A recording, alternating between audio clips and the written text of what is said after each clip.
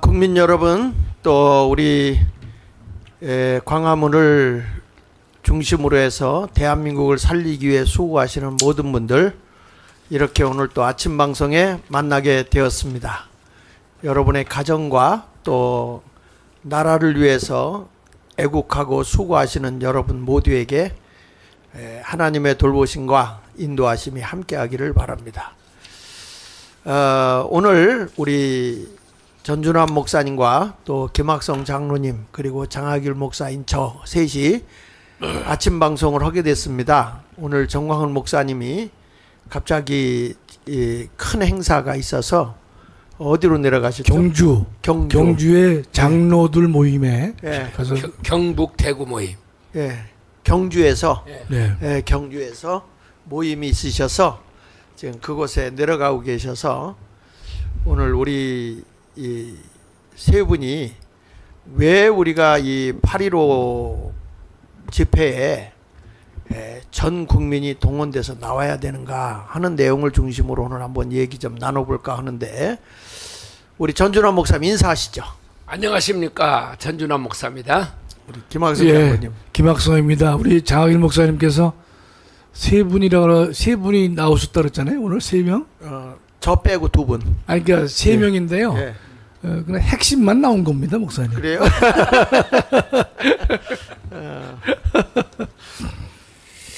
지금 목사님, 지금 우리가 부정선거로 인해서 지금 장재현 박사님 그리고 또 우리 구주화 변호사님 여러 군데서 부정선거 규탄 및 수사 촉구를 지금 부르짖고 있습니다.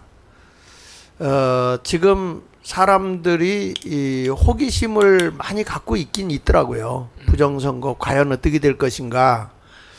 그리고 제가 과천에 경찰서 앞에 가보니까 사람들이 매일 100여 명 이상씩 모여가지고 수사를 정당하게 빨리 해달라 그렇게 얘기를 하고, 제가 지난 금요일 날 가서 한 분 한 분 다 만나고 인사를 나눴거든요. 네. 그 더운데도 수사 좀 제대로 해달라 이렇게 간청을 하고 있더라고요. 우리 목사님 지금 부정선거에 대해서 어떻게 전준환 목사님 보고 계신지. 그 부정선거 아침에도 제가 그런 생각을 했었는데, 요즘에 그 민주당이 190 그쪽에 190석 이상 그렇게 했지 않습니까? 네, 192석 정도. 그렇게 했음에도 불구하고 지금 민주당이 뭐 20%대에 지금 그 지지율을 머무르고 있더라고요. 네. 근데 어떻게 그 190 몇 석을 했는데, 그렇게 지금 선거한 지가 지금 얼마 되지 않았는데, 이걸 보면 그런 심증이 확실히 가는 거예요. 아, 이거 부정선거를 했구나. 그런 것을 이제 확실히 느낄 수가 있는데, 좀 이제 답답한 것은 뭐냐 그러면은 왜 이렇게 이런 것들이 미적거리고 있는가. 네. 이것에 대해서 사람들이 또 이거 이렇게 미적거리고 있다가 또 당하는 거 아닌가.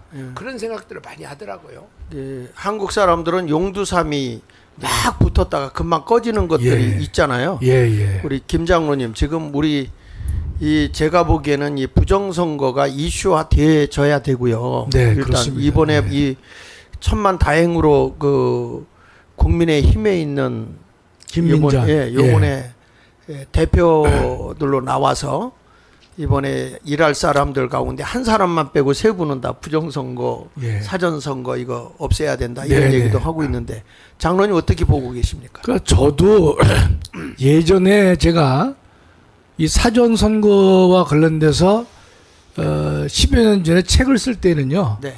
참 제도가 바람직하다라고 이제 책을 썼어요. 네. 왜냐하면 가능한 이제 우리 유권자들의 선거율을 투표율을 높이기 위해서는 하루만 이제 우리 당일보다도 사전에 이틀씩 기회를 주는 것이 국민 주권을 좀 이게 현실화시키는데 도움이 될 것이다라는 입장에서만 제가 봤었는데, 그게 결국에는 보니까 부정선거에 온실이 될 줄은 전혀 생각을 못했습니다. 네.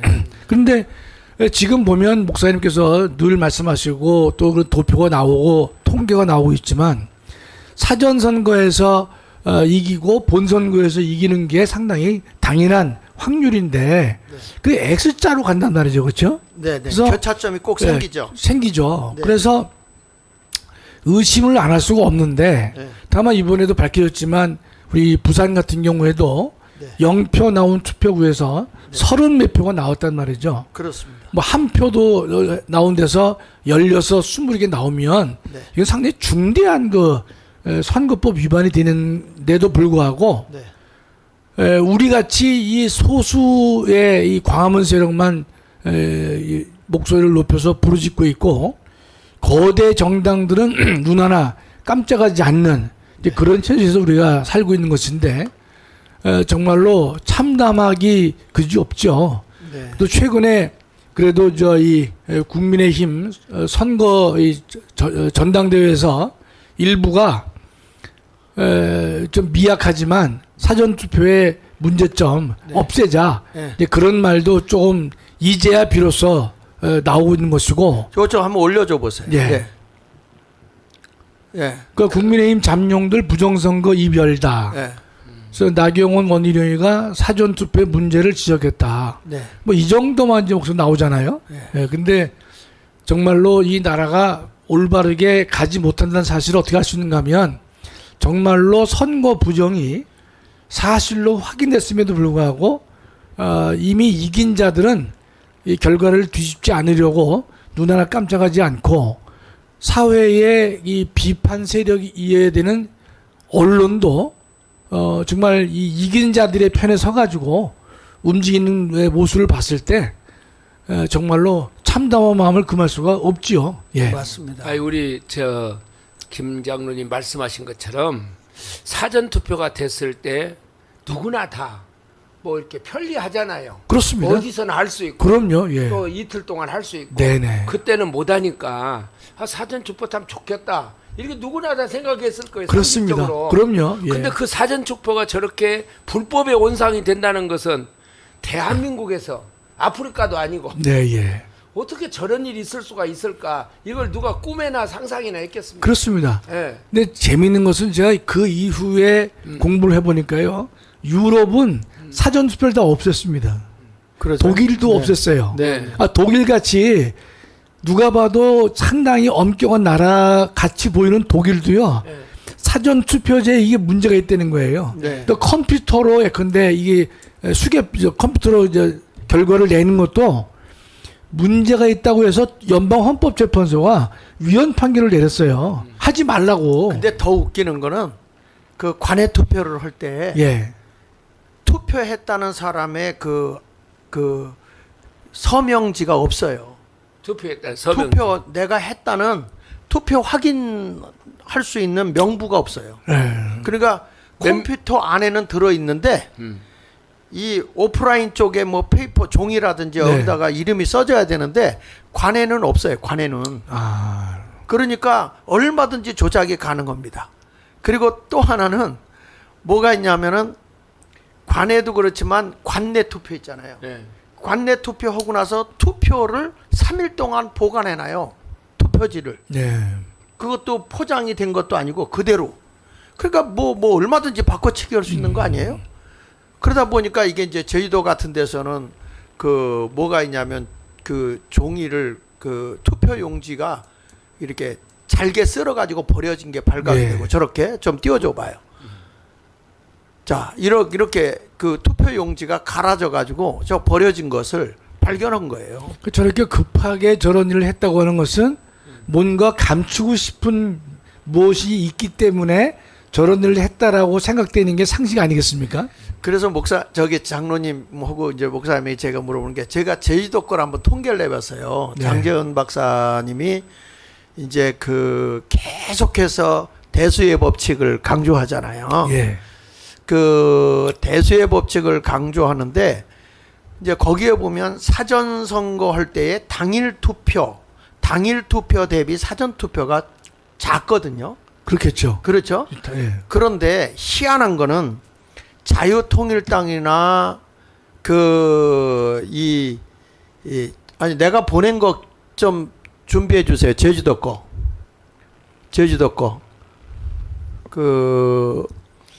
아니 이거 말고 지금 보내놓은 거 지금 보낸 게 있어요. 네네. 아니야. 저기 그 지금 방송 팀장님한테 보냈어. 이태현이 누구냐? 저희가 김태현 그, 방송 팀장. 예, 말씀하세요. 그래서 거기 보면 이제 이런 것들이 뭐가 되냐면 당일 투표 대비 사전 투표가 이 국민의힘이나 또는 이 자유통일당은 적어요. 숫자가. 아, 예. 그 사전 선거가 적단 말이야. 네, 예. 그런데 본 투표보다 사전 투표가 적은데 이 조국 혁신당은 상상을 초월할 정도로 많아요. 우리 한번 이걸 보여 사전 투표가? 예. 한번 올려줘 보세요. 올려보시면 자 제주시를 한번 먼저 볼게요. 제주시 여기 보면 자유통일당은요 저기 봐 사전 투표율하고 본 득표율을 보면은 비교해 보면 본 득표율이 2.131 때 사전 투표율이 1.2예요. 예. 그러면 이게 얼마냐면 57% 마이너스인데 이게 43%를 도둑 맞은 거예요. 근데 조국 혁신당 보실래요? 본 득표율이 18.73이잖아요. 예. 그런데 사전 투표율이 얼마예요? 33이네. 33이에요. 예? 야. 그리고 민주연합도 보세요. 본 득표율이 24.03이죠. 네. 근데 사전 투표율이 25.18이에요. 요 두 당만 플러스예요. 근데 국민의 미래를 보세요. 당일 투표 35.58인데 사전 투표가 얼마입니까? 28.5. 그러니까 마이너스 20%예요. 그러면 이런 것들이 사실은 이런 것들이 대수의 법칙에 의해서 이게 항상 본 득표율이 어느 선거든지 높습니다. 예. 사전 투표보다. 그렇죠. 네? 통상은 그러면 저걸 보면 예. 조국 혁신당, 예. 조국 혁신당 저 사람들은 사전 투표에 가서 정말 76%가 더 높잖아요. 네, 높죠. 본 투표에 18%밖에 안 되는데. 요게 어디냐면은 예. 한린읍, 한림읍. 한린읍. 그다음에 에어룹을 밑에 보시면 에어룹 있잖아요. 에어룹. 에어룹에 보면 자유통일당은 마이너스 80%입니다. 예? 예. 그런데 조국 혁신당은 얼마인가 보세요. 플러스 58. 플러스 58입니다. 그리고 민주연합은 0%죠. 국민의 미래는 얼마입니까? 마이너스 22%. 그런데 어떻게 요 두 당만 사전 득표율이 그렇게 올라갈까요? 그리고 전국적으로 보면 그날 보면 이 나이 비례해서 절대로 조국 혁신당과 민주연합만 몰려간 게 아니에요. 네. 근데 이런 것들이 쭉 올려서 한번 넘겨보시면 이게 전체를 지금 이게 제주시를 본 거거든요. 구자 다 저기 중간을 보시면 조국 혁신당과 민주연합은 다 플러스나 0이에요. 그래서 민주연합은 사실은 이 비례대표를 조국 혁신당을 밀어준 꼴이 된 거고 지금 이렇게 된 거예요. 다 넘겨서 쭉쭉 조천읍 그 다음에 또 넘겨서 끝에 가서 보면 거기 전체 토탈을 내놓은 데가 있어요. 넘겨주세요. 또 전부 다 그렇거든요. 전부 다. 그 제주도가 완전히 이제 제주도 호남으로 넘겨주세요. 저기 보세요. 저기 보면 전체적으로 통계를 내보면 조국 혁신당은 최하 25%에서 75%까지 다 플러스예요. 그런데 자유통일당하고 국민의 미래는 다 마이너스죠. 자유통일당은 이 30%에서 80% 이상이 마이너스예요. 어디는 90%까지 마이너스예요. 저 국민의 미래는 저 뭐요? 국민의 미래가 저기 국민의 힘의 비례대표. 비례대표 아, 정당이잖아요. 국민의 힘. 예, 예. 네네. 근데 저기도 국민의 힘에서 하는데 국민의 미래는 마이너스잖아요. 네. 뭐가 마이너스하면 사전 투표가 당일 투표에 비해서 적다는 거잖아요. 그래서 지금 이걸 우리가 통계학상으로 해보니까 우리 그 자유통일당의 표가 도둑 맞은 게 62%. 네, 이게 저기 나오죠, 밑에. 그 다음에 이제 하나 넘겨서 보시면, 자 여기는 서귀포예요, 서귀포. 똑같습니다. 네. 근데 여기 제주도는 우리가 알다시피 그 도표에 보면 우리 거를 쫙 기타에다 집어 넣어버렸잖아요. 맞습니다. 8번을. 8번 해서. 8번 예. 그거 사진 나오는가? 아까 있었어요. 네, 아까 있었죠. 거기 보면 아니 그거 말고 요것도 제주도 있고 거. 제주도 거. 요거는 저기 어디 거냐면 요게 그 양평. 거 이게. 요건 양평 거고 아까 그 또 있죠. 거기 보면 2, 3, 4 하고 8 저거 예. 올려줘 보세요. 요게 제주도입니다. 요게 제주도 서귀포에서 저게 나오는데 제주시에도 똑같이 저렇게 나왔거든요. 그 목사님 저게요. 예. 제주하고 양평이 같다고 볼 수 있어요, 목사님. 왜냐하면 예. 양평은 모으는 통이 예. 7번에서 9번 했잖아요. 네네. 8번이 없잖아요. 없죠. 그러니까 기타로 갔죠. 걔들도 되면 저 8 저렇게 했을 거라고요. 8 찍고 10에서 20을 같이 몰아놓은 거 아니겠어요? 아니 아예 없었어요. 8번 자체가 기타로 그냥 넣어버렸어요. 그러니까 저 이 양평은 예. 아예 8이 없어요. 8이 없어요. 없어. 봤잖아요. 아니 8이 없는데 제 말은 뭔가면 그러니까 이제 8이 없잖아요. 예, 없어요. 그러니까 기타로 넣는지 아니면 저 제주같이 8점 근데 10번부터 20번까지의 정당으로 뭐라는 거 아니겠나는 생각하는 거예요, 아니, 목사님. 8번부터 20번까지 있잖아요. 10, 20. 예, 저렇게. 21, 30, 31, 40. 요건 제주도에는 저렇게 써놨어요. 근데 아까 거기 양평에 보면 기타, 무효 요로 둘로 딱. 그러니까 이밖에 없어요? 예, 이거밖에 없어요. 나머지가 없어요? 없어요. 그러니까 이게 아주 우리는 국회의원이 있었기 때문에 정식적으로 국회에 들어간 정당이거든요. 아니 그러니까 목사님 우리가 국회의원에 있는 것도 물론이지만 예. 중앙선관위가 법에 따라서 적법하게 8번 기호를 부여한 거잖아요. 맞습니다. 네. 그러면 저게 7 다음에 8이 있고 네. 그다음에 9가 있고 기타가 돼야 되는 거지.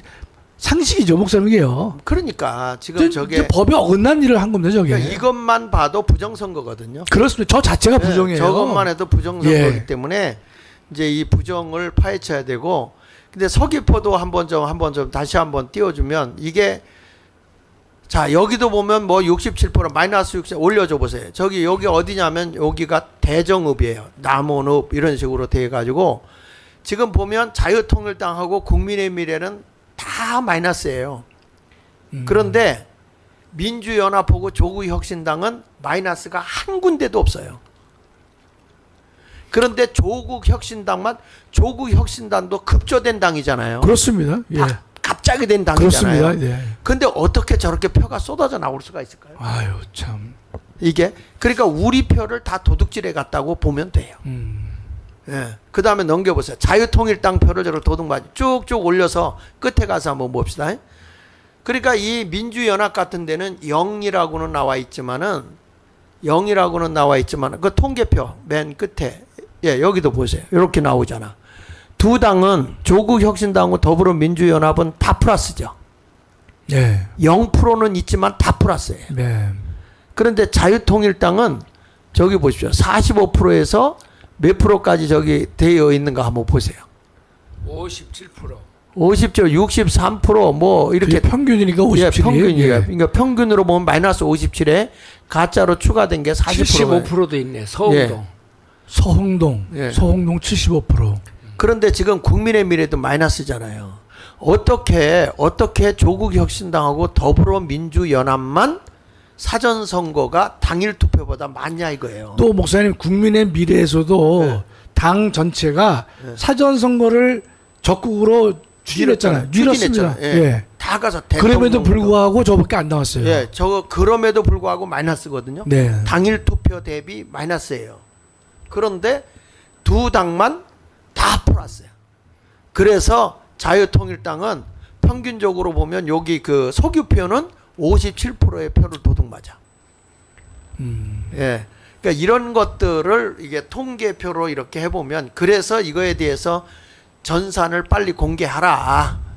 지금 그 장재원 박사님이 이런 것을 지금 하고 있잖아요. 그렇습니다. 예. 그런데 이제 이거에 대해서 뭐 그래프도 그리고 제가 전국적으로 이걸 파악을 지금 해보고 있는데 정말 대한민국은 이 선진국 된 이 나라가 이렇게 엉터리 부정선거를 하고 있는데도 깨어날 줄 모르고 가만히 있다면 이것은 참 우리가 심각하게 받아들여야 될 것이 아닌가 생각을 해요. 맞습니다, 목사님. 예. 이런 걸 이렇게 보면 네. 그 우리가 대만에서 선거할 때 발을 정자를 써가면서 그럼요. 예. 대만도 얼마나 컴퓨터가 발달됐어요. 아, 그럼요. 그런데 그렇게 써가면서 한 것을 보면 예. 아마 혹시라도 대만 정부에서 중국에서 예, 예. 이걸 어떻게 관여하지 않을까 그런 염려를 해가지고 그렇게 수개표를 하지 않았을까 싶은 예, 생각이 들어요. 예. 거기에서 개입하지 않았을까?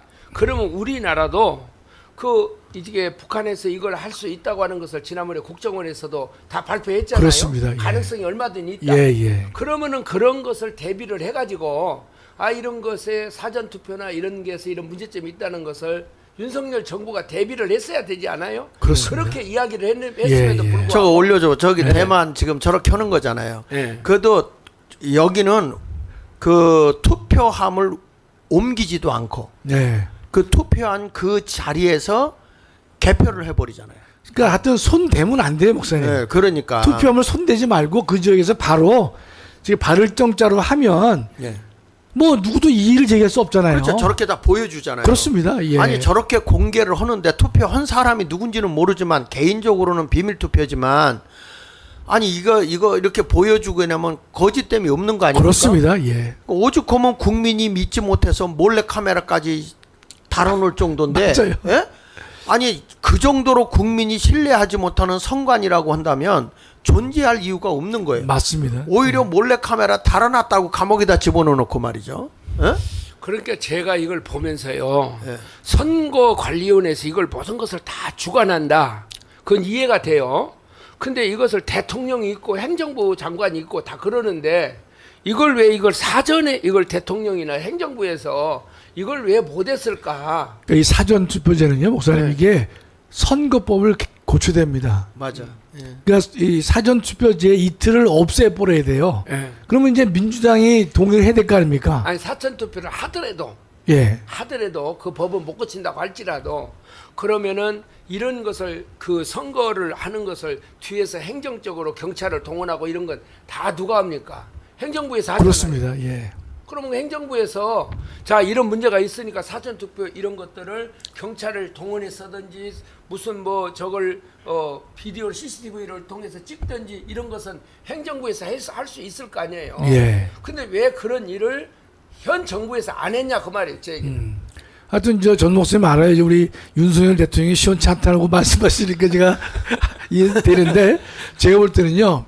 그러니까 저게 우리가 선진국에서도 이런 사전 투표를 안 하려고 하고 그다음에 전자 투표 이런 걸 금지하는 이유 중에 하나가 하여튼 저거는 손댈수록 그러니까 위험성이 있기 때문에 그대로 그러니까 사전 투표도 하지 말고 대만 같이 우리가 수개표를 해야 된다. 제가 볼 때는 그게 정답인 것 같아요. 아예 없애버려 가지고 부정수지를 없애서. 저 중앙선거관리위원회 위원들도 탄핵소추가 가능하네. 국회는 그죠. 중앙선관위 위원은 무슨 장관급이에요. 장관급이니까. 예. 그러니까 대통령도 손을 못 쓰던데 저게 대법원 관리인가요? 아닙니다. 저게요. 별도예요? 한번 올려 대한민국 띄워보세요. 이제 중앙선거위원회가 얼마나 이제 문제가 있느냐. 저걸요. 예. 민주당이나 이런 데서도 이제 그쪽에서 막 탄핵 그래갖고 요새는 막 탄핵이 본물이잖아요. 네, 예. 이제 개나 소나 다 지금 탄핵을 하게 생겼어요. 그렇습니다. 예. 지금 예. 그러면 이런 것에 중앙선거관리위원장 아까 이런 사람에 대해서 왜 국민의힘은 탄핵하겠다고 왜 안 나오는 거예요? 그러니까 이제 국민의힘은 네. 겉으로는요. 네. 속으로는 선거 부정이 있다고 믿으면서도 겉으로는 선거 부정이 없다는 거예요. 그러니까 지금 이 국민의힘이 나서질 않잖아요. 네.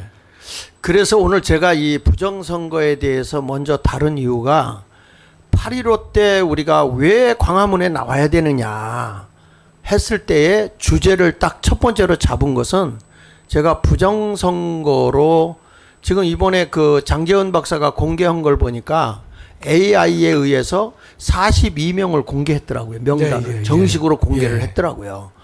그러니까 이게 부정선거가 확실하다. 그러니까 빨리 이거 조사해라. 그리고 이제 이것에 대해서 국회의원들을 빨리 박탈을 해야 된다. 이런 얘기를 했는데 지금 그 대통령을 이게 탄핵 붐이 일어나면서 오늘 보니까 대통령 탄핵 서명한 사람이 129만이더라고요. 129만. 그러니까 이제 또 이걸 갖고 난리를 칠 것 같은데, 그런데 이번에 그렇다면 과연 이 대통령을 탄핵하자고 기한을 올린 사람이 누구냐? 그게 공개가 됐더라고요. 근데 그게 누구였냐면 권오혁이라는 사람이에요. 권오혁. 예, 예. 근데 그분이 어떤 사람이었냐면 금년 2월 달에 이 종북 세력으로서 우리나라의 국가보안법을 위반해 가지고 1년 6개월 해서 집행유예 2년을 받은 사람이더라고요. 아, 예. 이 사람이 국가보안법 위반자군요. 예, 아, 국가보안법 위반자고 그리고 종북 세력이에요. 그렇다고 한다면 여기에 쌓이는 사람도 다 같은 공범이 되는 게 아닌가? 한번 그런 생각을 해요. 한번 좀 올려줘 보세요. 여기 보니까 여기 보세요. 한번 읽어보세요. 예. 저기 보면. 누가 탄핵 청원했나? 네. 국법법 등 위법한 정과 오범이었다 네. 하는 겁니다. 그리고 밑에 좀 올려서 보시면. 권오혁 예, 예. 촛불행동 공동대표 예. 야 지도부와 차례로 면담할 거 예. 이렇게 이야기를 했는데 그래서 이제 이 촛불혁명도 뭐 하고 이랬던 사람인데 자기가 이제 100만이 넘어가니까 기분이 좋아서 자기가 딱 나와서 기자회견도 한 거예요, 저게. 그래서 저 사람이 밝혀진 거죠. 저게 밝혀진 거죠. 그런데 그 아침에도 신문에 제가 보니까 그 김여정이가 이북에서 네. 이걸 계속 이야기를 하더라고요. 윤석열 탄핵이 100만 명이 넘었다. 저기에서 이것이 분노한 뭐 민심이다. 이렇게 김여정이가 이북에서 그 노동신문인가? 네. 이북에 거기에서 예. 계속 발표를 하더라고요. 그러면은 박근혜 탄핵을 할 때에도 똑같은 지금 이 순서를 걷잖아요. 이렇게 청원이 올라가고, 그 다음에 이제 이걸 막 선동하고, 그 다음에 이제 이북에서 이걸 막 뒤에서 또 떠들고, 그리고 이제 그 민노총 이런 노조의 노조에 의해서 민노총에 있는 그 노조 세력들에 의해서 신문이나 언론이 막 이거 내세우고, 그래서 지금 이거 그 밑에 있는 뿌리가 누구냐? 정광훈 목사님 늘 하는 말이 그거잖아요. 뿌리가 누구냐? 이것에 대해서 이걸 보면 왜 가만히 이북에서 이렇게 윤석열 탄핵에 대해서 막 열을 올리고 김정은이나 탄핵을 하지. 김정은 탄핵 얘기 나오면 이제 살아있을 수가 없으니까요. 그래서 지금 이제 장로님 제가 오늘 좀 장로님하고 심도 있게 얘기 좀 해야 되려고 하는 게 지금 나라의 축을 흔들어 버리고 있는 이런 것이 지금 이제 국회가 입법 독재로 지금 돌아섰거든요. 맞습니다. 예. 지금 대한민국이 자유민주주의를 파괴하고 있는 당이 내가 보기에는 더불어민주당이에요. 맞습니다. 예. 그렇다면 우리나라에 이 정당을 해산할 수 있는 그런 법이 방어적 민주주의라는 게 있더라고요. 있습니다. 예. 네. 그래서 오늘은 그럼 정당을 해산하는데 우리가 지금 그 전에 통진당인가요? 통진당 해산됐습니다. 통진당이 박근혜 대통령 때 해산됐죠. 그렇습니다. 그 예. 이유는 저들의 그 국민 주권을 민중 주권으로 바꿔버렸다 뭐 이래가지고 등등 예, 여러 가지 해서 대한민국의 자유민주주의의 체제를 붕괴시키는 네, 당이다 그래가지고 해체를 시켰단 말이죠. 네, 네.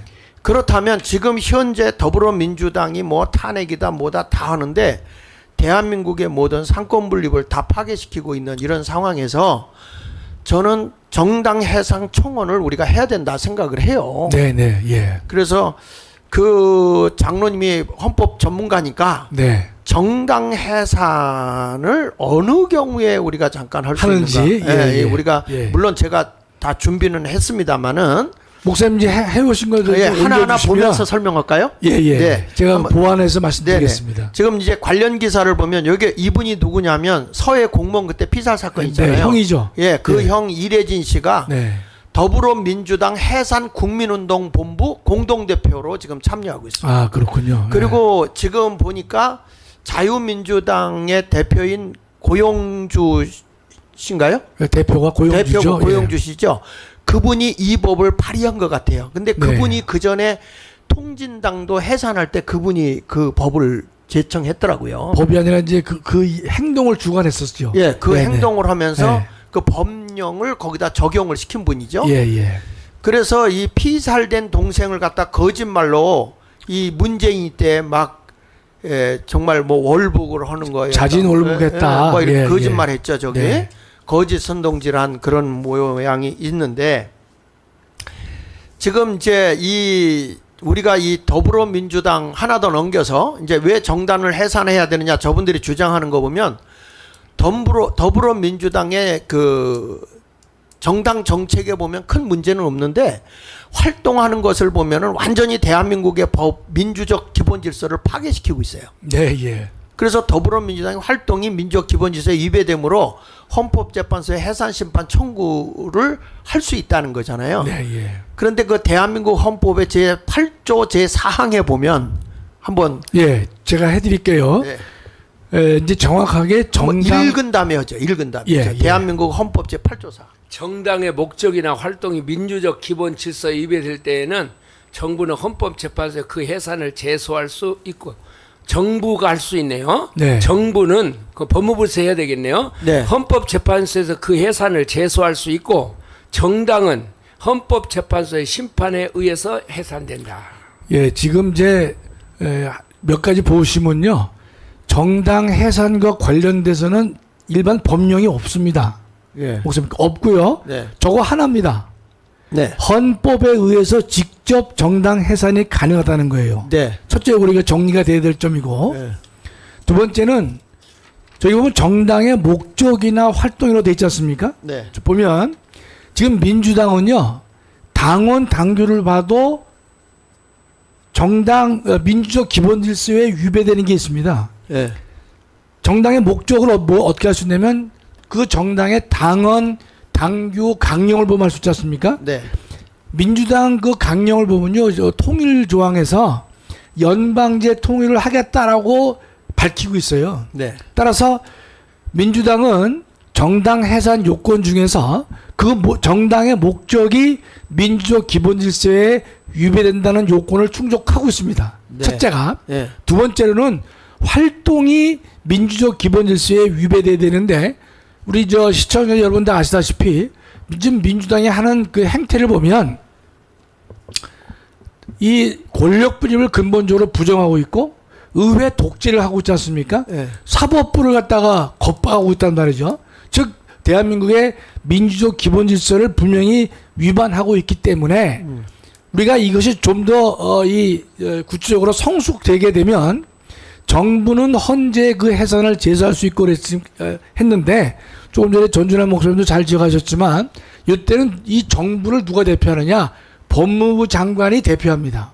그래서 지난번에도 이 통진당 해산할 때 네네. 황교안 법무부 장관 이름으로 정당 해산을 제소한 겁니다. 예. 그래서 우리 전 목사님이 늘 이 황교안 씨에 대해서 문제가 있지만 잘한 게 있다. 법무부 장관이었을 때 통진당 해산을 헌재에 제소했다는 걸 말씀하고 계시는 거예요. 네, 네, 네. 제소할 수 있고 그 제소했어요. 네. 정당은 헌재 심판에 의하여 해산되는데 저 경우에는요. 재판관 9인 중에서 6인 찬성이 있으면 해산됩니다.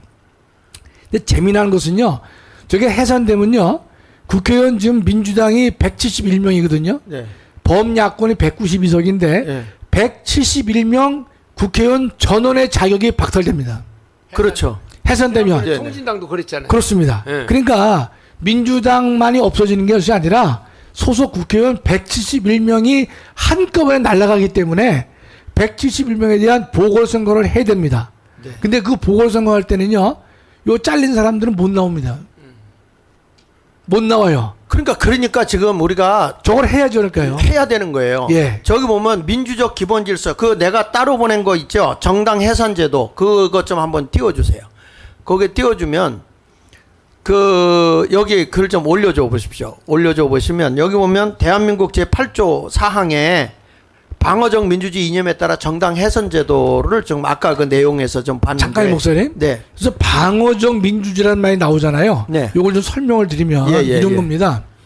민주주의라고 하는 것은 우리가 우리 국민의 기본권을 실현시키고 또 국민의 그 인권과 자유와 이걸 또 확보하는 거잖아요. 네, 네. 그런데 과거에 보면 이 다수결이라는 이름으로 민주주의를 파괴하는 경우가 생긴 거예요. 맞아요. 네. 나치도 그랬지 않습니까? 네, 네. 나치. 수많은 독재자들이 저런 일을 했단 말이죠. 맞습니다. 네.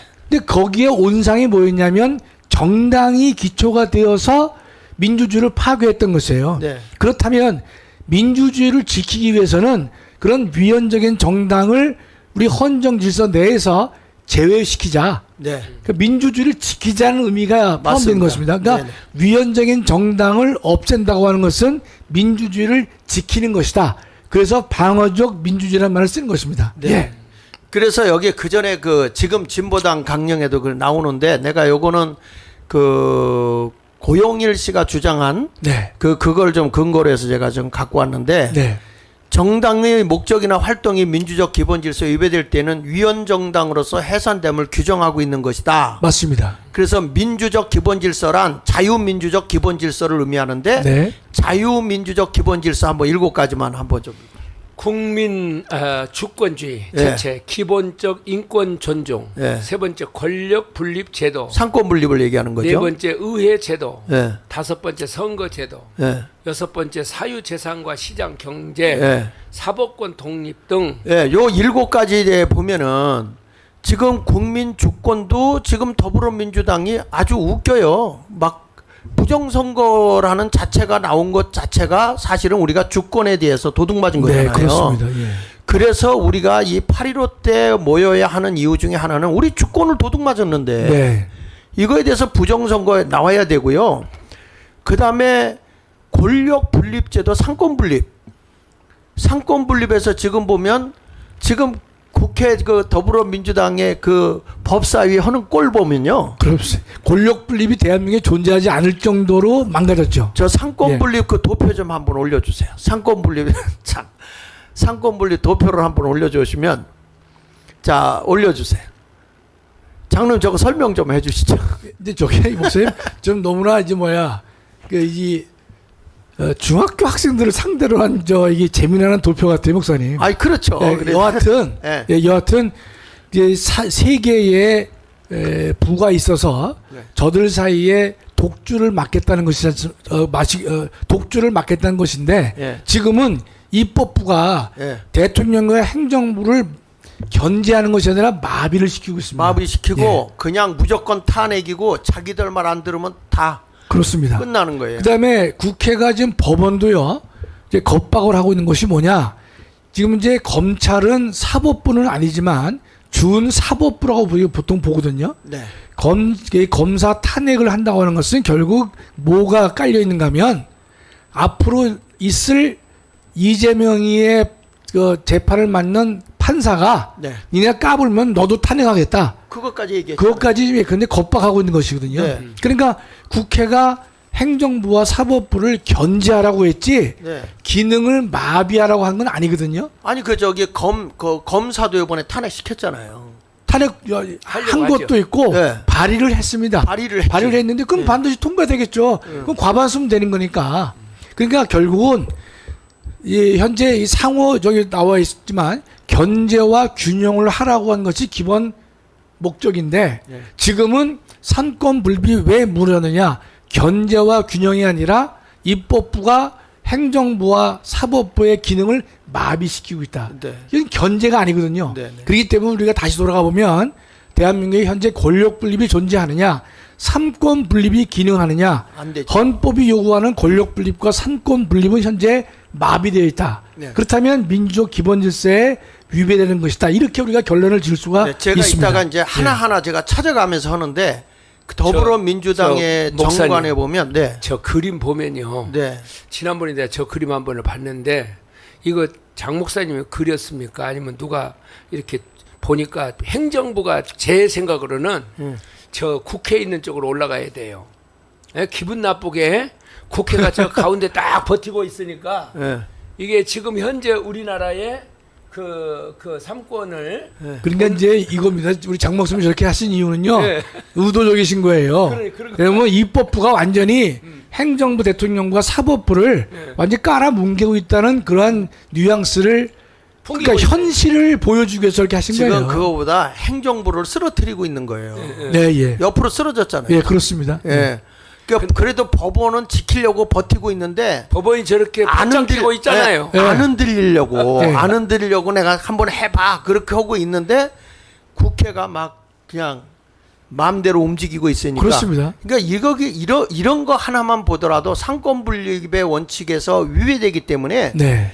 지금 우리가 볼 때에 이 더불어민주당이 지금 172석 71석. 71석을 가지고 있는 당이 정말 자유민주주의를 지켜내는 당이 아니고 지금 완전히 좌로 흔들리고 있기 때문에 우리는 이걸 탄핵을 해야 된다. 세부적으로 한번 넘겨보도록 하겠습니다. 자, 다시 원문으로 돌아가서 민주적의 기본 질서 7가지를 쭉 우리가 보고 무슨 저기서요? 네. 이제 7가지를 목사님 넘겨주세요. 넘겨주세요. 아니, 예. 아따 그 원래 걸로. 네, 네. 저 밑에 저기 나오잖아요. 민주적 기본 질서. 예, 저게 뭔가면요. 네. 목사님 요 다음 편으로 가셔도 예, 돼요. 다음 편으로 갈까요? 똑같아요. 네. 아, 요거 말고 요 안에 요 전에 거. 요 전에 거. 방금 그리 저 전체에 있었잖아요. 예, 전체 그 글로 아, 요거. 요거. 예. 여기서 하나 뭘 좀 보완해 예. 드리고 싶은가면요. 예, 예. 1번부터 7번까지를 쭉 나와 있잖아요. 네.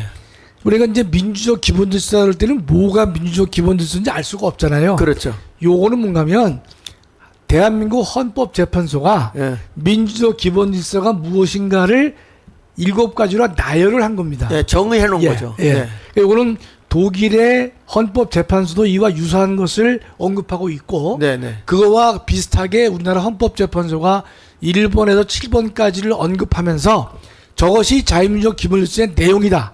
따라서 저 내용들을 위반하거나 마비시킨다면 정당 해산의 대상이 될 수 있다는 사실을 말하고 있는 것입니다. 네. 예, 그렇습니다. 네. 그러니까 지금 보면 뭐 권력 분립 제도라든지 의회 제도 지금 보도 뭐 야당 여당이 지금 뭐 이 여당이 맥을 못 추잖아요. 그렇습니다. 야당이 해서 뭐 지금 의회 제도도 무너졌고 선거 제도도 지금 보면 이게 사전 선거 아까 얘기한 대로 보면 완전 그렇습니다. 부정으로 가버렸기 예. 때문에 이런 것도 다 고치지 않는 한 이거는 자유민주적 기본 질서가 무너진 거고 더군다나 이 더불어민주당이 지금 주장하는 거 보면 사유재산도 부인하고요. 네. 시장 경제도 국가 통제 안에 두려고 하고 있어요.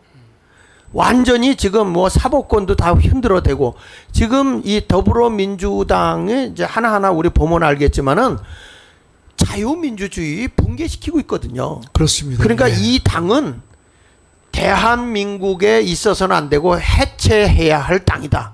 이걸 위해서 8.15 때 우리가 나와서 이거를 가지고 주제를 가지고 하지 않으면 안 되겠다 해서 지금 오늘 이 문제를 다루는데 다시 한번 넘어가서 보겠습니다.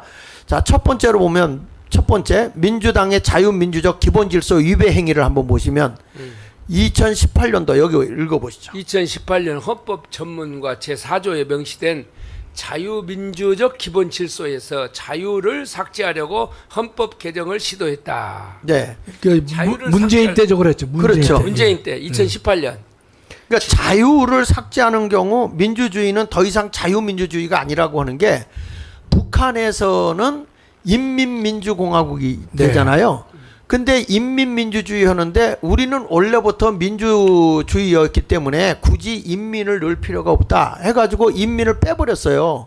예. 인민을. 근데 우리나라는 정말 공산국가와 대치하고 있는 나라잖아요. 그런데 우리나라는 자유민주적인 기본질서 자유가 빠지면 그냥 민주주의로 가게 되면 이거는 인민민주주의를 따라가겠다는 것과 그러니까 똑같은 여기서 거예요. 보면 이제 예. 자유를 뺀다는 말은 민주만 남잖아요. 예. 그럼 우리 헌법이 자유민주도 포괄할 수 있고 인민민주도 그 내용으로 할 수 있다는 것으로 고쳐지는 것이죠. 예, 바로 이제 인민민주를 가겠다는 의미보다도 네. 자유를 빼버리니까 민주주의는 자유민주주의도 민주주의고 인민민주주의도 민주주의다라는 것을 주장하기 위해서 저런 짓을 하는 것이죠. 네. 예, 예. 그 두 번째 그러니까- 한번 읽어보세요. 그러니까 요즘에 이제 프랑카드에 보면 예. 그 민주당에서 내세운 것이 다 다시 민주주의로 그러잖아요. 그러면 이 사람들이 이야기하는 예. 다시 민주주의, 그러면 우리가 상식적으로 생각하면은 우리가 전통적으로 지켰던 자유민주주의, 예, 예. 그걸로 우리가 철저하게 돌아가야 된다. 예, 예. 이 말인데, 예. 이 말이. 근데 이걸 갖다 호도하기 위해서 그렇습니다. 민주당이 예. 저걸 주장하려고 하니까 안 되니까 다시 민주주의로. 헌법에서는 못 뺐습니다. 예. 그런데 모든 교과서에는 자유를 다 빼버렸어요. 예, 예. 지금요. 그 왼쪽에 대한민국 헌법에 보면 예. 한번 읽어보세요. 왼쪽에. 어디 전문? 예, 유구한 역사와 대한민국 헌법. 예. 전통에 빛나는 우리 대한민국은 자율과 조화를 바탕으로 자유민주적 기본 질서를 더욱 확고히 하여. 된다. 그 다음에 4조에 대한민국은 대한민국은 통일을 지향하며 자유민주적 기본 질서에 입각한 평화적 통일 정책을 수립한다. 네, 이렇게 자유라고 하는 것이 들어가 있는데 오스 목사님 하나만 예. 이제 추가로 말씀드리면 예, 예. 헌법 전문을 보면 자유민주적 기본 질서를 더욱 확고히 하여 그랬지 않습니까? 네, 네, 예. 저 말 뜻은 지금 우리나라 헌법은 자유민주주의를 전제를 하고 있단 말이죠. 그렇죠. 하고 있지만 앞으로 더욱더 더 자유민주적 기본 질서를 확고히 하라고 헌법은 명령하고 있는 것이죠. 계속. 예. 더 공고히 하라. 그리고 더 확실하게 하라. 평화 통일 정책도 자유민주적 기본 질서에 입각한 겁니다. 그렇습니다. 그렇기 때문에 우리가 연방제 통일이 헌법에 어긋나는 이유는 네. 자유민주적 기본 질서에 입각한 통일이 아니거든요. 네. 그래서 우리가 민주당이 지향하고 있는 이 낮은 단계 연방제를 위헌으로 보는 이유는 헌법 4조에서 말하고 있는 저 내용과 서로 상치하기 때문에 그렇게 말씀을 드리는 겁니다. 네. 예. 근데 그 더불어민주당 대한민국 헌법이 자유민주주의 헌법이라는 사실을 자꾸 부정하거든요. 그렇습니다. 예. 네. 넘겨서 한번 보시면요. 넘겨서 한번 띄워 주시면 여기 보면 자, 한번 읽어 보시죠. 중고형 역사 교과서의 지필 기준에서 예. 자유민주주의에서 자유를 삭제한 민주주의 용어임을 사용한다. 네. 그러니까 무슨 얘기냐면 교과서 안에 보면 민주주의 용어를 임의 사용. 임의적으로 예. 사용하는 쓸 수 거예요. 있도록. 예. 예. 헌법에서는 자유를 빼지 못하니까 예. 교과서에서 자유를 뺀 거예요. 그리고 지금 저게 고등학교 윤리와 사상이라는 책이거든요. 근데 교과서 중에 5가지 종류 중에 3종류가 우리나라는 국민이 주권자잖아요. 네. 그렇잖아요. 그렇습니다. 그런데 그거를 어떻게 고쳐놨냐면 저 윤리와 사상에서 인민주권. 예. 우리나라 교과서의 3종류가 인민주권이라고 썼어요. 이게 바로 그 통진당이 그 민중주권이라는 것 때문에 해산됐거든요. 네. 해체됐다는 거예요. 네. 그런데 그보다도 더 세게 교과서 안에서 인민주권이라는 용어를 문재인 정부 때 저걸 집어넣은 거예요. 예. 그러니까 이것이 헌법상으로 비춰볼 때 장로님 얼마나 그건 심각한 문제입니까? 심각한 문제죠. 예. 이게 북한은요. 우리는 이제 우리 헌법은 국민이라는 용어밖에 안 쓰거든요. 그렇죠. 근데 북한은 용어가 3개입니다. 사람이란 말이 한 번 나오고 인민이 나오고 공민 예. 3개를 써요. 예. 근데 통상 보면 이제 뭐 무슨 자유를 가진다라고 할 때는 공민이라는 말을 썼습니다. 그런데 북한 헌법을 보면요. 인민이 딱 한 번 나오는데 뭐가 있냐면 북한의 주권은 인민에게 있다 할 때만 인민을 씁니다.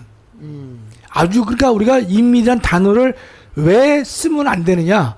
북한에서 보면 북한 전체의 주권이 누구에게 있느냐? 인민에게 있다라고 강조를 하고 있어요. 그다음에 공민이란 말은 아까 말씀드렸지만은 이런 신앙의 자유다, 무슨 자유다 이걸 가진다고 할 때는 북한은 국민이라는 말을 쓰고 있어요. 네. 또 하나는 사람이란 말이 딱 한 번 나옵니다. 그러니까 우리 사람이 먼저다. 문재인이 그랬잖아요. 근데 그 북한 헌법을 보면 앞에 4조인가 3조에서 사람 우선의 철학을 재확인하며 이런 말을 딱 한 번 씁니다. 그러니까 참 독특하죠. 그렇죠. 근데 사람을 딱 한 번 나오고 인민도 한 번 나오는데 공민은 여러 개 나와요. 공민이라는 단어는 중요치 않은데 네. 북한 전체의 주권이 누구에게 있느냐? 인민에게 있다라고 얘기를 하고 있다면 예. 적어도 대한민국 헌법하에서는요. 인민주권이란 단어는 100% 써서는 안 되는 용어입니다. 안 된 용어죠. 안 북한에서 사용하는 용어니까. 그것도 북한의 주권을 말할 때 네. 인민주권을 말하고 있다면 절대로 말해서는 안 되는 용어 중에 하나가 인민주권입니다. 저는 지금 정교조 사상을 가진 네. 저 이제 시도 교육감 예. 요 사람들이 주축이 돼가지고 저런 걸 지금 많이 만들고 있지 않습니까? 예전에 만들었습니다. 예전에. 예전에. 아니, 이번에 그러니- 겨우 바꿨잖아요. 시도 교육감들이 네. 얼마 전까지는 11개인가 다 싹쓸이했지 않습니까? 시도 교육감들이. 그 전라남도 그 광주에서는 네. 그 전 세계에서 가장 아름다운 전원 도시가 어디냐? 광주. 아름다운 전원 도시가 어디냐? 그 답이 뭐냐면 평양이요. 아 이런 교과서가 나와가지고 이제 그 국회에서 전희경 의원이 네. 그걸 질의를 했어요. 지난 예, 그 예. 전에 아. 질의를 하면서 어떻게 이런 교과서가 나올 수 있냐? 그러면은 그것을 전라도에서 가르치면서 교육감이 또 시장이나 이런 사람 이런 걸 가르치면서 그의 어린 아이들을 이렇게 호도하고 그렇죠. 그러니까 더불어민주당 때 이런 교과서, 이 교과서를 만든다고 할 때는 교육부 장관이 여기에 해당되지 않겠습니까? 교육부 장관보다도 교과서. 자신 없는데. 예. 교과서를 만드는데 예. 관계가 되진 거예요. 그렇습니다. 관계되죠. 예. 그 다음에 넘겨서 보면 세 번째로 한번 보면 이게 이제 우리가 뭐냐면 우리 대한민국은 표현의 자유가 있잖아요. 그렇습니다. 그런데 5.18만은 못해. 네, 비판 못하게 해놨죠. 예. 그렇죠. 이런 것들이 사실은 우리에게 있어서 뭐냐면 기본 질서, 자유 대한민국 기본 질서를 지금 다 막아놓고 있는 거고. 그러니까 표현의 자유를 아주 중대하게 침해하고 있지 않습니까? 그렇습니다. 아까 우리가 이제 자유민족 기본질서의 내용이 쭉 나왔는데 거기에 국민의 기본권 보호란 말이 나왔거든요. 맞아요. 네네. 그러니까 결국 뭔가면 5.18 특별법을 만들어서 5.18에 대한 비판을 하지 못하게 한 것은 국민이 헌법이 보장한 표현의 자유를 중대하게 위협하고 있는 것이거든요. 네네. 결국은 민주적 기본 질서에 저촉된다는 우리가 결론을 맞이할 수 있는 것이죠. 그러면 우리 김학성 장로님이 네. 이걸 비판을 지금 못 하겠잖아요. 네. 5.18에 대해서. 그렇습니다. 그리고 5.18에 관련되어 있었던 포상자들, 네네. 혼자 유공자. 유공자들 이것도 발표를 못하게 하잖아요. 네네. 그렇게 못하게 하는 이유가 뭐요? 가짜가 들어가 있어요. 그러니까 그 5.18 유공자 비판도 못하게 하고. 예. 유공자 공개를 못하게 하는 것은 여러 가지 의미가 있겠지만 또 네. 짐작하시겠지만 예. 그게 공개가 되면 가짜가 다 드러나지 않습니까? 근데 일설에 의하면 홍준표도 있다 그런 얘기가 있어요. 그런 말이 있어요. 추미애도 있고 다 있다는 거예요. 뭐 이해찬이도 있고 뭐 이해찬이는 있단 말을 들었는데 문재인은 없다고. 문재인은 그 없다고 동명이인이라고 동명이인이라고 하더라고요. 네. 없다고. 그러니까 그걸 분명히 네. 공개해서 그래서 지난번에 그 홍준표 씨가 그랬잖아요. 공개해라. 예. 그걸 특별법을 만들자. 아니 그렇게- 그런데 이게 네. 포상금이라는 게 네. 국가에서 나가잖아요. 근데 유공자 선정을 누가 해요? 광주시가 다 해요. 그 목사님. 광주시장 주관하여 하더라고. 예, 예. 예? 그런데 놀라운 건 지금 저거 지난 지가 몇 년이 됐습니까? 5.18 사건이. 40년 지났죠. 40년 목사님. 지났죠. 그런데 얼마 전에 또 유공자가 또 들어왔어요. 또 나왔어요. 네. 예, 예. 이게 웃기는 거는요. 양자로 입양을 시켜도 유공자가 되더구만. 예? 예, 그렇게 뭐 법을 자꾸 해가지고. 근데 그러니까 저게 이제 그 자꾸 유공자가 늘어나는 것이 인후 보정만 하면은 된다는 거 아니에요? 아 그것만 되는 게 아니라 인후보정 하지만 이 사람들이 공무원이나 어디가 시험 보러 갈 땐 가산점이 들어가잖아요. 아니 이게 인후 보정 이 사람이 예.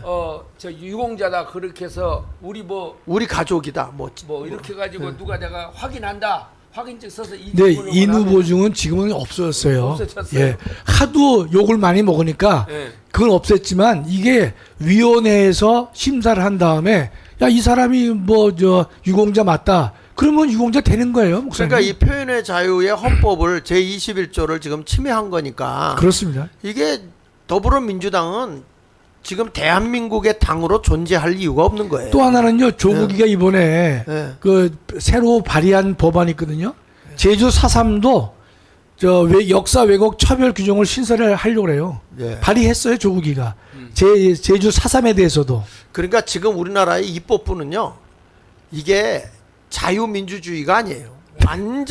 완전 개판이야, 개판. 이거 예. 빨리 해체해야 됩니다. 그리고 꼭 좀 빨리 들어와서 이거 좀 보세요. 이게 지금 뭔가 여러분들의 재산 다 뺏기게 생겼어. 지금 이 더불어민주당의 추미애가 하는 걸 하나 넘겨보세요. 하나 넘겨보면 기가 막힙니다.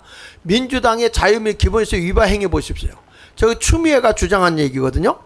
토지 사용권은 인민에게 주고 그 다음에 소유권은 국가가 갖는 중국 방식을 도입하는 게 현명한 국가 방식이다. 북한이나 또 같죠, 뭐 저 내용이. 저 공산 국가 아닙니까? 그렇습니다. 예. 그러면 추미애가 갖고 있는 것부터 내놓으라고 하죠. 자기 것부터. 아니 그보다도 목사님 그냥 북한으로 갔으면 좋겠어요, 저 인간들. 그러니까 2017년 10월 9일 날 당대표였던 추미애예요. 그때 당대표였을 때예요. 네. 당대표였을 때 토지 국유화를 주장한 거예요. 그러면 이게 우리 대한민국의 기본 질서인 사유재산을 근본적으로 위협하는 거죠. 위협한 거잖아요. 그러면 이런 당은 해산시켜야 되는 거 아닙니까? 맞습니다. 맞습니다. 우리가 예. 목사님 우리가 그 해방 이후에 북한은 토지 개혁을 하면서 무상 몰수, 무상 분배했거든요. 예. 남한 있는 주민들이 북한식의 이 농지 개혁을 원했어요. 왜 우리 안 해주느냐? 네. 근데 미 군정이 반대했습니다. 왜냐? 무상 몰수, 무상 분배는 안 된다는 거죠. 왜냐면 무상 몰수를 하게 되면 국가가 소유권을 갖지 않습니까? 이거 따라서 이 미 군정도 반대했지만 이승만 대통령이 절대로 그건 안 된다. 그래서 우리가 북한보다 2년 더 늦게 농지 개혁이 된 겁니다. 그렇죠. 그때도 우리가 철저히 목숨곡을 지킨 것이 뭐냐? 소유권은 맞습니다. 개인이 가져야 된다는 뜻이죠. 네. 근데 저걸 하다가 국가가 갖는다. 저는 뭐 공산주의를 하겠다는 뜻이죠. 예전에 남노당이 주장했던 거잖아요. 그렇습니다. 소자권은 줄 텐데 소유권은 못 주겠다는 거 네, 아닙니까? 네, 네. 그러니까 지금 토지 사용권은 인민에게 준다는 말은 소자권을 거잖아요. 네. 소유권은 국가가 갖는다. 이게 공산주의 아닌가요? 공산주의죠. 전형적인 공산주의. 공산주의잖아요. 예, 예. 거기다가 여기 밑에 이는 자유민족 기본질서에 해당하는 사유재산과 시장경제를 골간으로 한 경제질서를 무너뜨린 거예요. 네. 추미애가. 그 지금도 더불어민주당의 국회의원 아닙니까?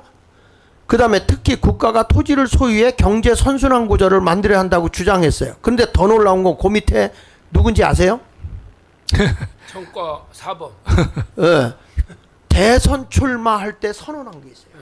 한번 읽어보실래요? 재벌을 해체하고 예. 전 국민에게 토지를 배당하겠다. 예. 지금 똑같은 얘기 하는 거 아니에요? 그렇습니다. 예. 재벌을 해체한다? 이번에 우리나라에 삼성이 국가의 돈을 40조를 벌어왔더군요. 삼성이. 근데 지금 우리나라가 재벌 해체하고 대한민국 이렇게 부강해질 수 있을까요? 목사님 저희 나라가 이렇게 세계적인 경제 대국으로 우뚝 서게 된 것이 이승만 박정희의 힘도 있었겠지만 예. 우리는 재벌 정책을 성공한 대표적인 나라 중에 하나입니다. 맞습니다. 네. 자동차, 예. 선박, 예. 건설 이런 모든 것들을 갖다가 10대 재벌이 중심이 돼가지고 일을 해왔거든요. 예. 그러니까 재벌 중심의 단점도 있지만은 장점이 의사결정을 과단성 있게 하고 의사결정의 시간을 줄여주는 거예요. 네, 네. 그것 때문에 전 세계에서는 저 재벌이 움직였을 경우에 과연 경제가 좋아지겠는가 의구심 가진 분도 많이 있었지만은 그러나 대한민국이 지금 7개 분야인가 8개 분야가 세계 1등이지 않습니까? 맞아. 다 재벌을 중심으로 일을 했기 때문에 이게 성공하게 된 배경이 되는 것이에요. 근데 그 재벌을 해체하게 되면 대한민국 우리가 예컨대 이런 세계적인 조선 자동차 뭐 반도체 이 모든 것들을 다 후순위로 떨어뜨린다 이런 의미밖에 안 되는 것이죠. 그러니까 재벌의 기업이 있으므로 밑에 중소기업도 그거 받쳐주는 게 같이 연결되는 거거든요. 그렇습니다. 네네. 그러니까 이게 보면 아니 그러면 뭐하러 또 당대표 하냐고 다 당대표 시켜버리지.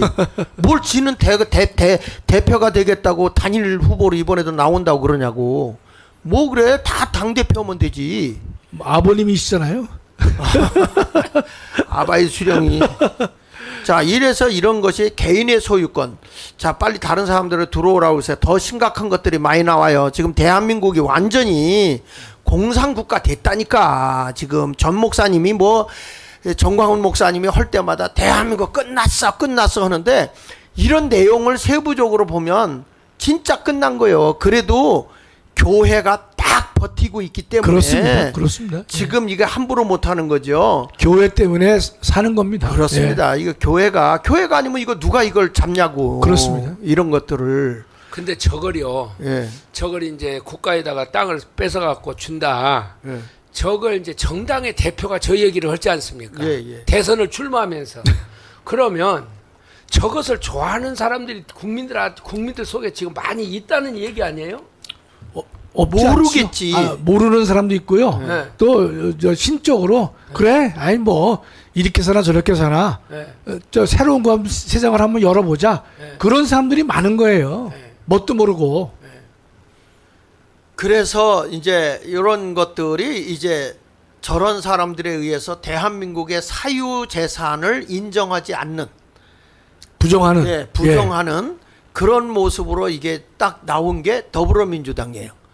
그러면 더불어민주당이 대한민국에 존재해야 할 가치가 없잖아요. 없습니다. 그러니까 네. 이거는 해체를 외치고 가야 되고, 지금 윤석열 대통령 탄핵 반대로 갈 게 아니라 우리는 더불어민주당 해체로 서명을 받아요. 해산. 예, 해산으로. 네. 그렇게 해가지고 하여튼 8.15를 기점으로 해서 우리는 말이에요, 지금 정광훈 목사님 천만 하는데, 아니 대통령 찍은 사람도 1,000만이 넘잖아. 그렇습니다. 투표한 사람들이. 1600만이에요. 그러니까 여러분들이 이걸 해서 지금 나라가 이렇게 완전히 이 공산화되어 가고 있는 주장들을 하고 있는 그 사람들 얘기를 듣고 거기다 박수치고 앉아있는 이런 분들을 보면 우리가 한심하지 않습니까? 네. 이거. 우리 조금 전에 재벌 얘기를 했는데 우리 두 목사님들 해외를 많이 다니시잖아요. 네. 저도 이제 보면 해외 나가서 보면 그 큰 전광판에 LG, 예, 뭐 삼성 예. 이런 게 붙어 있는 거 보면요, 참 이 마음이 붙지 않습니까? 예. 제가 처음 외국에 갈 때는 예. 저기 네덜란드 처음 갔거든요. 네. 처음 갈 때가 가니까 참 뭐 소니, 다 히타치 그렇죠. 다 그러더라고요. 예. 그런데 어느 날부터 딱 보니까 각 공항마다 삼성, LG, 심지어는 뉴욕 메디슨 스퀘어 예, 가도 예. 그쪽에 가도 예. 얼마나 저 우리나라의 그 삼성이라든지 이런 것들이 홍보가 되어 있습니까? 네. 자부심이 생기지 않아요? 전 세계 그 보니까 동유럽 국가의 모든 호텔들은요, 네. 저 이 냉장고는 LG고 네. TV는 다 삼성이에요. 다 삼성이라니까요. 아, 그런 게 근데 우리가 제가 재벌만 다 옳다는 게 아니라 재벌 중심의 국가 경제 발전을 성공시켰기 때문에 나올 수 있는 결론이 되는 것이죠. 저게. 자, 하나 더 넘겨서 보겠습니다. 하나 더 넘겨보면 여기에 이제 우리 지금 말하는 진보당, 통진당의 후예죠. 후예. 예. 근데 여기서 이제 그 지역당의 윤종호라는 분이 한 분이 나오고, 그 다음에 비례대표에서 2분이 나왔단 그죠? 말이에요. 울산 같은 경우에도요. 예. 민주당이 국회의원이 있었습니다. 현역이. 예. 현역이 있는데 걔를 끌어내리고 예, 양보해서 한 거잖아요. 끌어내리고서 진보당을 준 거예요. 준 거죠. 예. 그러니까 같은 거예요. 같은 거죠. 그러니까 범법자를 이게 협력을 해주면 동범이 되는 거 아니야? 공범이? 그 2024년 한번 읽어보세요. 저기 좀. 2024년 4월 10일 총선에서 민중 주권을 주장하는 위원 정당인 진보 당원 3명의 국회 당선을 지원했다. 네. 이게 무슨 얘기냐면, 나도 이거 이제 얘기를 들었는데, 우리 그 고용주 그 변호사님께서 그런 말씀을 하더라고요. 이 통진당 강령에 위법이 뭐였냐면 민중 주권이라는 것을 주장을 해서 해산이 된 거래요. 예. 그랬는데 얘네들이 그 판결문을 잘못 읽어가지고 진보적 민주주의라는 단어 때문에 해산된 줄 알고, 진보적 민주주의는 그대로 이제 삭제를 하고 민중 주권이라는 단어를 그대로 썼대요. 아. 저기서. 네. 그래서 그분이 주장하는 게 뭐냐면, 이미 이 여기는 통진당하고 같은 당이라는 것이 이미 그 정관을 통해서 다 알 수 있는 거기 때문에 이것은 그냥 선거관리위원회에서 자동 해산이 가능하대요. 그 법령에 의해서. 예. 한번 얘기 좀 해주세요. 제가 조금 전에 말씀 안 드렸는데 다시 한번 제일 처음으로 가보세요. 목사님이 준비해 오신 것 중에서 한번 앞으로 쭉 가보세요. 한번. 그림 그린 거. 그림 말고 하얀색 종이. 예, 종이. 다음. 예, 요거. 예. 보시면 예. 첫 번째 패러그래프를 보면 요 두 번째죠. 예. 진보당 강령을 보면 예. 현재 진보당의 목사님 예, 그렇죠. 민중 주권 시대를 완수한다. 예. 이게 완전 위헌이죠. 예. 두 번째 불평등한 한미 관계를 해체한다. 예. 미군 철수 예. 하자 이거죠. 그렇죠? 그렇죠. 세 번째 중립적 통일 국가. 우리 헌법에 자유민주적 기본질서 입각한 통일을 한다고 돼 있지. 그렇지. 예. 중립적 통일 국가 아니지 않습니까? 예, 그렇죠? 예. 사항을 보면 대외 의존적 경제 체제를 해체하고 민중의 경제적 결정권을 강화해서 이걸 한다. 예. 요 운동을 보면 현행 진보당 강령을 보면요. 예. 명백하게 누가 보더라도 저거 민주적 기본 질서에 위반되는구나 예. 라고 알 수가 있죠. 예. 그러니까 꼭 그 이북에서 하는 말이에요. 그럼요. 그러니까 고용주 대표가 뭐라 하냐면 예. 원래 진보당은 위원장동으로 해산된 통진당의 예. 대체정당이다. 예. 원래는 대체정당을 만들 수 없어요. 없는데. 근데 만들었단 말이죠. 예. 그러면서 정당법 40조에 보면 예. 해산된 정당의 강령과 같거나 유사한 정당을 만들 수 없다라고 하는 것에 위배를 한 것이다. 예. 따라서 중앙선관위는 등록 무효를 선언해야 된다라고 예. 얘기를 한 거예요. 예. 그러니까 이 통진당이 해산됐기 때문에 해산된 정당을 대체하는 정당이 만들어지면 네. 안 되기 때문에 네. 중앙선관위는 이걸 등록을 취소하라 라고 주장을 한 것이죠. 맞아요. 예. 네. 그러니까 아까 제가 설명이 길어서 제가 말씀 안 드렸는데 네. 목사님 말씀하시니까 네. 그렇다면 다시 아까 진보당 3명 당선된 대로 가보면 예. 결국 보면 진보당이 통진당의 후예고 예. 또 그 후예를 자처하고 있단 말이죠. 맞습니다. 네. 헌법에 어긋나는 정당이란 말이죠. 예. 그 당원 3명을 국회에 당선되도록 지원한 사람이 누구냐? 바로 더불어민주당이다 이 민주당이다. 뜻이죠. 예. 네. 그 밑에 한번 빨간 것이 요 밑에 민주당은 민주당. 예. 위성정당 밑에 딴 생각하지 말고 민주당은 빨리. 예. 위성정당인 더불어민주연합을 만들고 예. 진보당과의 합의문을 통해 예. 진보당 3석을 당선시키고 울산 북구 선거구를 진보당 후보로 단일화 약속을 해줬기 때문에 공범이다 이게 공범. 네. 예. 그래서 더불어민주당이나 진보당은 해산을 시켜야 할 당이다. 네. 즉 그러니까 저기서 이제 우리가 예. 조고 하나만 가지고 민주적 기본 질서를 위반해서 정당 해산이 된다라고 보기는 좀 미흡하지만 그러나 지금까지 언급된 것들에다가 네. 저것까지 추가적으로 가미를 한다면 예. 민주당을 정당 해산시키기에 충분한 조건이 충족되어 있다. 예. 이렇게 볼 수가 있겠습니다. 네. 예. 넘겨서 보시면 이 진보당 강령을 보면요. 예. 진보당 강령 예. 특권과 부패정치 타파 민중 주권 시대 완수 저 민중 주권이라는 조거 하나만 해도 끝난 거예요. 그렇습니다. 네. 예. 그다음에 불평등한 한미관계를 해체하여 예. 민족 자주권을 확립 예. 우리 민족의 힘으로 중립적 통일 국가 건설 아까 읽었던 거죠. 재벌의 독점 경제 해체 예. 반노동 정책 폐기하고 노동 중심 사회 실현 예. 교육, 의료, 주거, 이동, 에너지 등 무상 제공. 그러니까 완전히 공산주의하고 똑같은 거고 그 재벌 독점 경제 해체라든지 이런 것들은 더불어민주당하고 똑같아요. 똑같습니다. 네네. 제가 이제 민중 주권이 왜 우리 헌법하고 조화를 이룰 수 없는가면요. 네네. 우리는 국민이라고 하지 않습니까? 네네. 국민은 전체에 우리 소속되어 있는 사람을 말하는데 북한이 말하는 인민은요. 전체 국민이 아닙니다. 네. 국민 중에서 일정한 계층, 노동자, 농민 요런 사람들의 계급만 주권자로 보면서 인민이라 그래요. 요 말을 달리 표현하면 민중 주권은 목사님이나 저는 주권자가 안 되는 거예요. 맞아요. 민중이 아니기 때문에. 네. 그럼 대한민국은 전체 국민이 주권자인데 네.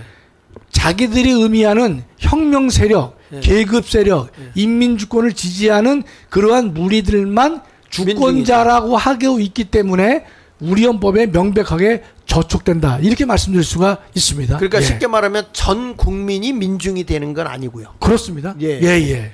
그러니까 이게 자신들의 이념과 가치를 실현시킬 수 있는 주체가 되는 사람들만 민중이라고 하는 것이죠. 예, 그럼 예. 그 사람들만 대한민국에서 주권자다라고 말하니까 근데 그러면 자유민주주의를 지향하는 저 국민의힘 저 사람들은 왜 저런 것에 대해서 국민들에게 말을 안 해요? 싸울 생각을 안 해요, 목사님. 그러니까 예. 저런 것에 대해서 얘기를 안 해요. 이런 것을 이야기를 하고 저는 딱 들어보니까 꼭 이북에서 하는 얘기 그대로 지금 레파토리를 하는 그렇습니다. 거죠. 예, 그렇지 예. 않습니까? 진보당은 그런 얘기를 하고 있는 근데 거죠. 그런 얘기를 하면 왜 이걸 갖다가 국민의힘에서 말을 안 하고 있느냐 그 말이에요. 그러니까 한심하죠. 그러니까 속 터지는 것이죠. 그러니까 이게 속 터져. 열불을 하고 열불나. 천불을 하는 거니까. 이게 이제 큰 아버지 작은 아버지 되고 뭐 그래서 아버지 학이 나온 거지. 그러니까 그래서, 진짜 네. 할아버지는 이북이고 예. 아버지 작은 아버지 큰 형제 작은 형제 다 다 그러는 거기 거지. 다 네. 모여 있는 거기에 거지. 거기에 다. 예. 그러니까 서로 다 모였다가 헤어졌다 하고 국회의원도 나눠 먹고 네. 그 비례대표도 나눠주고 또 하다가 네가 거기 저기 이번에 저기 지역구 대표가 되라. 그리고 아니, 어떻게 목사님 생각해 보세요. 자기네 당의 국회의원이 현역으로 있는데 지역구에서 네. 그 사람을 드랍시키고 네. 진보당 사람을 넣을 수 있습니까? 그래서 숙주라는 거 아니에요. 그런데도 그 해당 국회의원이 반항을 못했어요. 워낙 민주당의 아버님이 힘이 세가지고 말을 못했다니까요. 할아버지가 힘이 세지.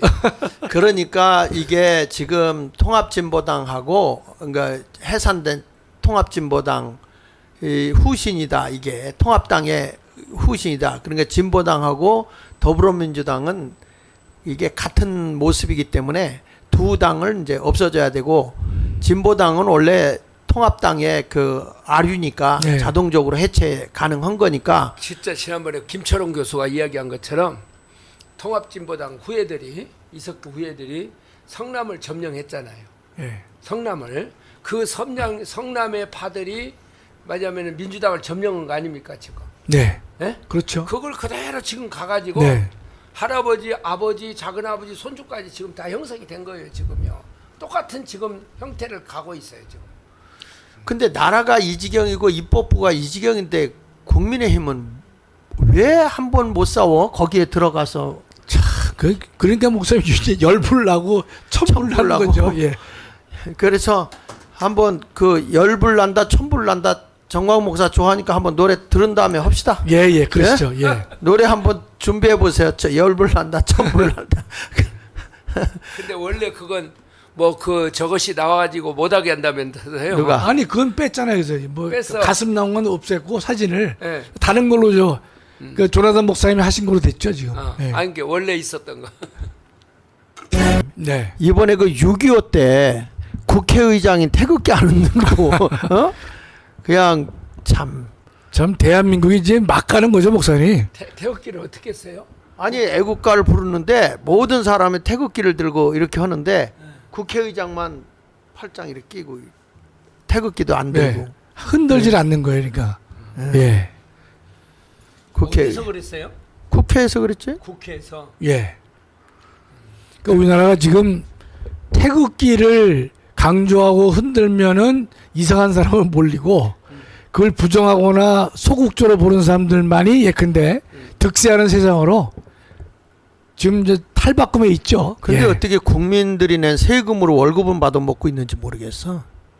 자, 다음에 넘겨서 한번 보시면요. 자, 민주당이 상권분립 원칙을 위배하는 행위에 대해서 한번 요건 좀 장로님이 잘 예, 얘기를 예. 해주셔야 되는데 저기 전현희가 예. 국회의원 전현희가 한 얘기입니다.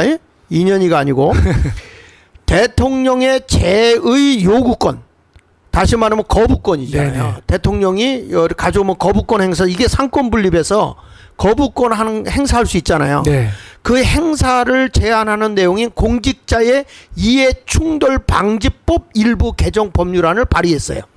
그러니까 저게 뭔가 하면요. 네. 그러니까 이제 저 전현이나 민영배나 최민희가 다 대통령의 거부권을 제한하는 이제 법률을 내고 있는데 다만 조금씩 시각이 다른 거예요.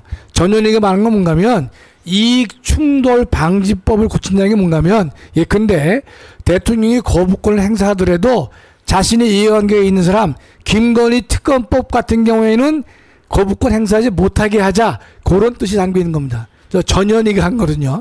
그다음에 이제 민영배가 한 것은 민영배가 한 거. 정부가 행정부의 권한이 시행령 개정에 나설 경우 국회 통제를 받도록 하는 국회법 개정안 발의. 요거는 이제 우리가 요거는 이 거부권에 대한 문제가 아니라 삼권 분립을 이제 위반하는 내용인데. 그렇죠. 행정부의 권한으로 시행령을 할 수 있거든요. 그렇습니다. 민영배가 저렇게 말하는 이유가 예.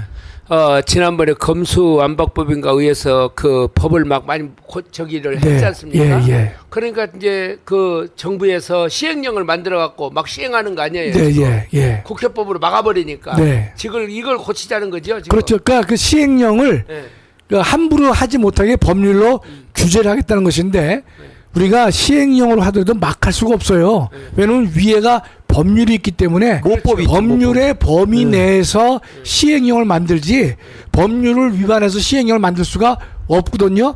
근데 그나마 그런 재량도 없애겠다는 게 이제 민영배 생각입니다. 그러니까 국회가 행정부를 옥죄겠다는 거죠. 쉽게 말하면. 그렇죠. 근데 나중에 마비시킨다요, 마비. 네. 예. 나중에 조례까지 다 자기들이 하겠구만. 그렇죠. 다 그렇게 되는 거죠. 예. 조례까지. 그럼요. 예. 그게 최민희가 주장하는 건 저건 뭡니까? 국회 추천 방통위원 후보를 대통령이 무조건 임명하도록 하는 법률 개정안 발의. 이게 뭔 말인가면요. 네. 목사님 이 두 분 그걸 아시지 모르겠어요. 지금 이제 그 김홍일이가 방송통신위원장이었잖아요. 예. 근데 회의할 때 보면 딱 두 사람이 있지 않습니까? 왜 두 사람인 줄 아세요? 모르시죠? 원래 위원이 5명이에요. 5명인데 저기 더불어민주당에서 공천을 안 했다고 그러던데? 아니 그러니까 그럼 2명이 그럼 3명이나 없잖아요. 예, 예. 그러니까 이런 겁니다. 방송통신위원회의 위원이 5명인데 예. 2명은 대통령이 임명해요. 예. 3명은 국회에서 뽑아요. 예. 뽑는데 그 중에 한 사람은 여당 몫이에요. 예. 둘은 야당 몫이에요. 예. 그렇게 법을 만들었어요. 예. 그런데 저 여당 몫이니까 국민의힘에서 한 명 추천했을 거 아닙니까? 그렇죠. 그렇죠? 예. 근데 민주당에서는 그 사람도 본회의 회의에 올리질 않아요. 안건으로. 안건으로 올리지 않으니까 국민의힘이 추천한 사람이 방송통신위원이 될 수가 없는 거예요. 안건으로 안 올리니까. 그래서 몇 명이냐? 딱 둘이 하는 거예요. 대통령이 둘이. 임명한 사람. 대통령이 임명한 2사람만 하는 거예요. 아, 그러니까 국회에서 3명을 공천을 추천을 하든 본회의에서 결정하면 돼요. 결정을 해줘야 되는데 안 해주는 거구나. 그러니까 야당 2명은 자기 몫이거든요. 네. 근데 왜 안 해주느냐? 해주면 이제 국민의힘이 하나가 되잖아요. 네. 그럼 결국은 3대2가 되니까 예. 안 해주는 거예요. 그래서 외롭게 둘만 모여서 회의를 하는 겁니다. 그러면 두 사람이 회의를 해도 그게 합법이라면서요. 그러니까 거기서 견해가 갈리는 게 예. 다수 판사들은 합법이다. 예. 뭐 할 수 없지 않느냐. 제적위원 2명 모여서 일치된 의견이 내면 된다. 예. 근데 딱 한 판사가 지금 뭔가면 3명은 돼야 되지 않느냐라는 의견을 냈어요. 그러니까 이제 민주당에서는 그 봐라. 3명은 모여야지 둘 가지고는 안 된다. 근데 3명을 안 받는 게 누굽니까? 민주당이 안 한 거예요. 민주당이요. 그러니까 저기 그 자기들의 권한을 하지 않으면 자기들이 해야 할 의무를 안 한 거죠. 행하지 않으면 그러면 그 국회가 존재할 필요가 없네. 없죠. 예. 근데 여기 최민희가 말한 건 또 다른 의미입니다. 그렇죠. 뭐냐면 예. 그러니까 국회가 방통위원 후보를 냈으면 대통령은 무조건 임명하다. 이 무슨 말인가면요. 최민희가 그때 자기 방통위원으로 냈는데 대통령 임명 안 했잖아요. 그 뭔가면요. 민주당에서 3사람을 이제 국회에 올려야 될 거 아닙니까? 그럼 국민의힘도 올리고 자기네 목도 2명 올려야 되는데 이 민주당에서는요. 1명만 국회에서 통과시켰어요. 그러니까 국민의힘 거를 통과를 안 시키고 최민희만 통과시킨 거예요. 아, 이 윤석열 대통령 때? 아니, 지금요. 얼마 전에 민주당에서 예. 그러니까 3명을 다 동시에 통과시켜야 되는데 예. 국민의힘 하나는 무조건 통과 아닙니까? 예. 근데 민주당에서 둘을 홀딩하고 자기네 팀에 1명만 올린 거예요. 그게 최민희입니다. 최민희. 근데 최민희 올렸더니만 방송통신 그 위원회법을 보면 최근 3년간 방송통신 업무에 종사해서는 안 된다는 규정이 있어요. 예. 근데 최민희가 그 규정에 어긋나는 거예요. 그래서 윤석열 대통령이 임명하지 않아요. 네. 않으니까 저 최민희가 뭘 냈냐, 이제 국회의원 된다면 바로 추천만 내면 대통령은 무조건 임명하도록 해야 된다는 저 내용을 발의한 거예요, 목사님. 예. 그러니까 이게 국회가 모든 거 다 장악하겠다는 거네. 아, 개판이죠. 네, 아니, 맞아요. 지네가 싫어. 아니, 국회에서 3명을 했으면 그걸 본회의에 올려야 되는데 국민의힘이 추천한 사람도 안 올리는 바람에 결국은 방통위원회가 2명밖에 2명으로 회의를 운영할 수밖에 없는 상황이 됐어요. 그러니까 지금 상권 분립의 원칙을 지금 이행도 하지 않으면서 자기들의 고난만 주장하고 앉아 그렇습니다. 거잖아요. 예, 저게. 예. 그러니까 더불어민주당은 없어져야 할 정당이네. 아이, 그럼요. 예. 그다음에 넘겨서 보시면요. 이게 이제 사법권. 그러면 예. 아까 그 이제 정당 해산 심판을 네. 이제 법무부에서 하겠죠. 예. 법무부에서 대통령이 허락을 해가지고 받아서 할 겁니다. 예. 저 그 헌법재판소에다 올리겠죠. 네네. 그럼 헌법재판소에서 거기서 결정만 하면은 끝나요. 민주당이 없어지잖아요. 없어집니다. 근데 그것 좀 군대가 나오기 전에 예. 이거 그냥 그 헌법재판소에서 처리해버리면 안 그러니까 돼요. 제가 볼 때는요. 네. 그래서 제가 이제 따져보고 있어요. 제일 쉬운 건데. 그거. 왜냐면 지금 그 군대가 나올 수는 없지 않습니까? 네. 근데 이제 윤 대통령이요. 윤 대통령 임기 중에 헌재 재판관이 다 바뀝니다. 네, 네. 문재인에 의해서 임명된 사람도 다 그만두게 돼 있어요. 예, 예. 근데 지금 9명 중에 이렇게 됩니다. 대통령이 3명 임명하죠, 목사님? 근데 대법원장이 3명을 지명합니다. 예. 6명이죠. 여섯 명이네. 근데 국회 몫이 3사람인데 그러니까 민주당이 2명을 차지합니다. 예. 국민의힘이 하나입니다. 예. 그러면 대법원장과 대통령과 국민의힘만 뜻이 맞으면 예. 그렇지. 7사람이 보수 우파가 되는 거예요. 네. 그러면 거기서 딱 이를 악물고 6사람이 찬성하면 민주당 날릴 수 있습니다. 할 수 있습니다. 그게 제일 쉬울 것 같아. 제가 보니까. 그리고 또 합리적이고요. 네. 전 그래서 지금 생각에 지금부터 우리가 계속해서 8.15 때에도 이 얘기를 하고 그럼요. 국민들 갖다가 우리가 깨워야 돼요. 깨워서 예. 깨워드리면요. 내년 말쯤인가 제가 아직 그 정확히 계산을 못했는데 내년 말쯤 되면 만약에 민주당이 2명 추천한 재판관이고 나머지 7사람이 대통령과 국힘 하나 대법원장이 한 거라면 그 중에서 6사람만 눈 딱 감고 찬성하면요 민주당 해산입니다. 아, 이런 것들을 국민들에게 알려줘서 꼭 필요합니다, 깨우치면, 목사님. 이거 예. 굉장히 중요한 거죠. 아, 지금 해병대가 나서겠다고 난리잖아요. 예? 네. 민주당 해산하라고. 예. 정청래 잡아야 된다고. 예, 예. 그렇게 하면서 지금 해병대가 이렇게 들고 일어나는데 군인들이 일어나는 것보다는 헌법재판소가 일어나면은 뭐 아주 금상첨화만. 그럼요. 아니, 헌법재판소는 그러니까 이게 헌- 법무부에서 이제 제출하면 예. 헌법재판소에서 이게 판결이 그러니까 이제 돼요. 법무부에서 목사님 제소할 때 예. 상황을 보겠죠. 그렇죠. 헌재가 예컨대 6명, 7명이 정말로 헌법을 수호할 의지가 있고 보수 우파의 또 그 가치를 지향하고 우리 헌법의 이념과 가치를 지킬 사람으로 완성되게 되면 그때쯤 되면 예컨대 제소할 수 있거든요. 그때 해야죠. 지금 미리 할 필요가 없거든요. 아니 그러니까 제 얘기는 지금 이 대한민국의 자유민주주의 체제를 지금 부정하고 파괴시키는 당이 더불어민주당이란 말이에요. 그렇습니다. 그러니까 이렇게 예. 그 이게 이제 정강 정책에는 문제가 없는데 지금 저들이 활동하는 것을 보면 완전히 이거는 자유 대한민국을 지금 부인하고 자유민주주의를 부정하고 있어요.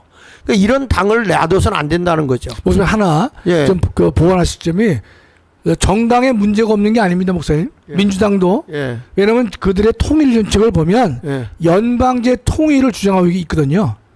정강 정책에. 그럼요. 그 때문에 우리가 연방제 통일을 주장하는 민주당의 강령 자체가 우리 헌법 4조에 어긋난다는 것도 우리가 강조가 돼야 됩니다, 목사님. 네, 예, 예. 자, 그다음에 요거 사법권 독립 중립성 침해 행위. 그러니까 지금은 아까까지 상권 분립에서 행정부에 대한 얘기를 중심으로 했거든요. 네. 지금 이제 사법부까지도 간섭하는 거예요. 이 입법부 더불어민주당이. 네. 자, 이 국회의원 김동아 의원이 주장한 거 한번 읽어보세요. 사법부에 대한 민주적 통제가 필요하다고 주장함으로써 사법권의 독립을 부정했다. 그 적어도 목사님 3번도 같이 읽어주시죠. 예, 3번. 3번 박찬대. 예. 심판도 선출해야 한다는 판사 선출제 발음이 조국 이재명 황운하 황운하 재판이나 특검을 주장한다. 그러니까 저기서 보면 전반에 판사를 선출제로 하자는 말과 김동화가 말하는 게 연결되는 거거든요. 그렇죠. 근데 판사를 선거로 뽑으면요, 판사 자체가 정치적 중립성이 확보가 안 되죠. 맞아요. 그렇죠? 네. 민주당 성향 무슨 성향으로 갈라지기 때문에 네. 저거는 절대로 해서는 안 되는 것인데 거침없이 떠들고 있거든요. 근데 저 사람들이 정말 무식한 사람들입니까? 무식한 거지. 저게 무식보다 무대뽀예요. 정략적인 무대뽀. 의미를 갖고 하는지 자유민주주의에 대해서는 무식한 거예요. 무식한 사람들이 저 사람들이 무식한 사람들이라며 저 사람들이 다 학교에 가서 초등학교 때부터 근본적으로 배운 상권 분립을 배웠을 것인데 네. 그걸 모르고 저런 일을 한다면 정말 무식한 사람들 아니야? 그런데 저런 것들을 국민을 깨우쳐 주지 못하니까 왜 저래라고 하는 거거든요. 그런데 이렇게 우리 그 정강원 TV에서 이런 거 일깨워주고 설명하려면 얼마나 사람들이 지금 나라가 어떻게 되려고 있고 그렇습니다. 알잖아요. 예. 그래서 이제 장로님이 헌법 학자니까 저런 것 좀 확실하게 딱딱 집어주면 좋을 것 같아요. 네, 나는 예. 뭐 저런 PPT 자료 만들어 가지고 와서 이렇게 전 만들어만 주시면 전 설명 얼마나 잘할 수 있습니다. 그래서 제가 어저께 우리 교회는 이걸 했습니다. 예. 우리 교인들 그렇군요. 어떤 분이 이렇게 말했네. 예. 무식한 게 아니고 대가리 사상이 빨간불인 것 같아. 그게 맞는 것 같아. 예. 근데 보면 저 박찬대가 마지막에 보면 조국 이재명 황운하 재판에 대한 특검 주장. 저는 얘가 헌법 교수를 30년 넘게 했지만은 네. 재판에 대해서 결과가 나왔는데 이걸 다시 특검을 하자. 저는 발상 자체가 너무나 저건 요 세 사람을 특검하면 어떨까? 저런 인간은 무슨 특검이 아니라 특검 대상도 그냥 안 전 되지. 처벌해줘. 예. 근데 저 사람들이 지금 이제 검찰청을 없애고 이제 그걸 맞습니다. 기소처 뭐 기소청으로 만들자. 뭐 이렇게 예. 만들자 지금 그러잖아요. 예. 그것만 있는 게 아니라 오늘 보니까 국정원까지 없애더라고요. 예. 국정원이요. 예. 그러면은 예를 들어서 기소청을 만들어도 검사가 기소를 하는 것이 아니라 또 거기다 배심원 같이 뭘 두어갖고 거기서 시민들을 넣어서 또 기소할 거냐 말 거냐. 예. 그 차제에 제가 말씀드리는 게요. 수사와 기소는 예. 분리할 수가 없는 게요. 우리 목사님 한번 생각해 보세요. 예.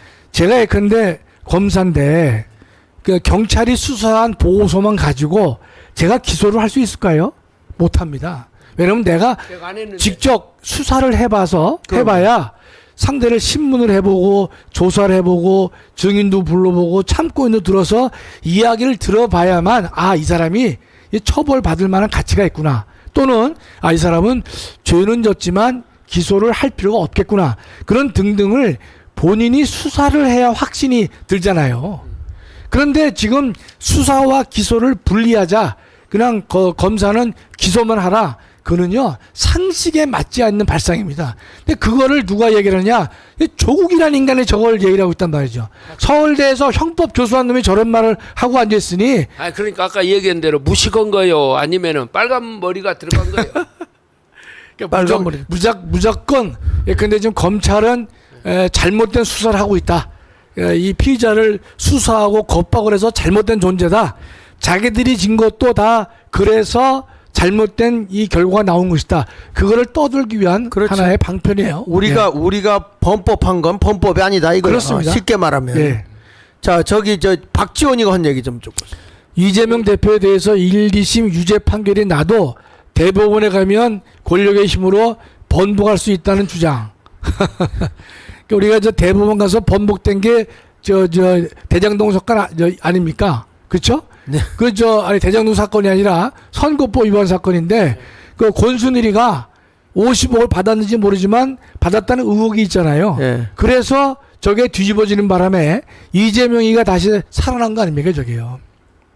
그러니까 저런 것들이 근데 조국이 그 판결은 언제 나옵니까?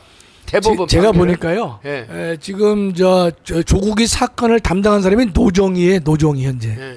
노정희가 9월달에 임기가 끝납니다. 임기가 끝나요. 네. 그러니까 9월까지는 이제 조국이 결정 안 나오고요. 근데 다음 판사가 대법관에 임명되면 이제 바로 조국은 이제 그럼 그 끝나겠죠. 판사도 또 그거 들여다본다고 두세 달 걸릴 거 아니에요. 또. 들여다봐서 목사님 양심이 있으면요. 저거 반나절에 보면 아는 거 아닙니까? 반나절? 뭘 저걸 며칠씩 들여다봐요. 우리가 상식적으로 그 사람이 9월 달에 옷을 벗으면 네. 그 전에 판결해놓고 나가야죠. 상식적으로 생각하면. 그런 상식이 있는 사람이 아니에요, 보니까. 우리는 이제껏 이재명과 그 일당들을 그래도 인간이겠지, 상식이 있겠지라고 생각했지만 그 이해합니다. 그 이해. 예. 자, 그래서 이제 시간도 많이 갔으니까 정리를 좀 하겠습니다. 하나 더 넘겨주시면요. 그 민주당의 사법권 독립 중립성 침해 행위가 여기 나오는데 네. 사법부 네. 결정을 무시하고 더불어민주당 국회의원들은 네. 더불어민주당 국회의원들의 이러한 행위들은 사법결의 결정을 무시하고 사법권의 독립과 중립성을 훼손하고 부정훼손하는 자유민주적 기본 질서에 심각한 위배가 된다. 네. 이성윤이 저분도 검찰 출신 아니에요? 검사장 영장 출신, 전담. 검사장 출신이죠. 하는 얘기 좀 보세요. 영장 전담 법권과 재판부도 다수당이 지정하도록 하는 특검법을 발의해야 된다. 발의했어요. 다르다게. 저 장로님, 저게 말이 돼? 아니 그러니까 근데 우리가, 저분이 예. 지금 서울중앙지검장 한 사람 아니에요. 예. 전라도 사람. 전라도 사람이죠. 국회의원 전라도 가서 됐고. 국회의원 사람. 예. 지금 현재 경희대 문재인 후배. 문재인 후배. 예. 경희대 법대 후배예요. 근데 서울중앙지검장 정도 정책적으로 저 사람이 물론 되었겠지만 네. 어떻게 저런 말을 합니까? 그 우리가 이제 영장 전담 법관이 서울지법에 네. 형사가 3명밖에 없어요. 네. 영장 전담을 보통 한 2년 하거든요. 3명밖에 없거든요. 그래서 지난번에도 한동훈이가 왜 잘못됐느냐? 그 판사가 3명 있으면 적어도 그 성향을 좀 알 수 있지 않습니까? 그러면 저 인간은 완전히 우파 같다. 또 저 인간은 양쪽에 섞여 있다. 그러면 그 유판사가 이재명이 그걸 갖다 기각했지 않습니까? 그럴 때 한동훈이는 셋 중에 이 돌아가면서 하거든요. 돌아가면서 그럼 다음 주에는 제가 유창훈이가 안 할 것이다. 라고 하면 거기에 맞게끔 해야 될 거 아니겠어요? 그걸 못 했거든요. 근데 이성윤이 얘기는 영장 전담 법관이 셋밖에 없거든요. 근데도 혹시나 인용이나 그 기각을 할까봐 그걸 다수당이 지정한다고 하자. 그러니까 정말. 그러니까 입법부가 사법부를 다 장악하게 만들자는 거잖아요. 그렇습니다. 그러니까 예. 저기가 아니 근데 그걸 국회의원이 했다면 그래도 조금 이해가 돼요. 검사했던 사람이 검사장 한 사람이죠. 검사장 한 예. 사람이 예. 왜 이런 말을 하냐 그 말이죠. 검사들은 지금 뭐 하고 있는 거예요 지금? 그러니까 이성윤이가 지금 정신 나간 발언이 좀 한두 개가 아닌데 저 친구가 그 교회 집사하고 믿음이 좋대요. 저건 믿음이 아니에요. 그 다음에 그 밑에 보면 김영민이가 지금 주장한 건데 김영민 의원이 이화영 예. 특검 판결 결과에 대해 판사 고발 및 판검사하는 처벌하는 법 애곡죄 형벌에 신설하자. 그러니까 이화영 특검 이화영이는 아시죠? 예. 판결 결과에 대한 판사를 고발한다고요? 9년 6개월 했잖아요. 예. 이화영에 대해서. 예. 그 판사를 이제 고발하고 그 검사도 판검사를 처벌하는 법 왜곡죄. 그러니까 9년 6개월을 선고한 것은 예. 판검사가 법을 왜곡한 거다. 왜곡한 것이다. 그래서 처벌하자. 예. 그런 법을 지금 만들겠다는 거 아닙니까? 그러니까요. 근데 그 법이 북한 형법상 부당 재판죄와 똑같은 법령이라는 것만. 그렇겠죠. 예. 예. 지금까지 좀 이렇게 살펴봤는데요. 자, 제가 왜 이것을 했냐면 우리가 이제 정광훈 목사님만이 아니라 우리 광화문 세력들이 8.15 집회를 크게 한단 말이죠. 예. 그래서 그때 전국이 1,000만이 모이자 뭐 이렇게 하는데 그런 것들에 대한 이슈와 방향과 목표 지점이 있어야 된다 이거예요. 예. 그런데 지금에 와서 보면 첫 번째가 저는 부정선거로 우리가 들고 일어나서 나라의 체제가 붕괴되는 걸 막아야 되겠고요. 네.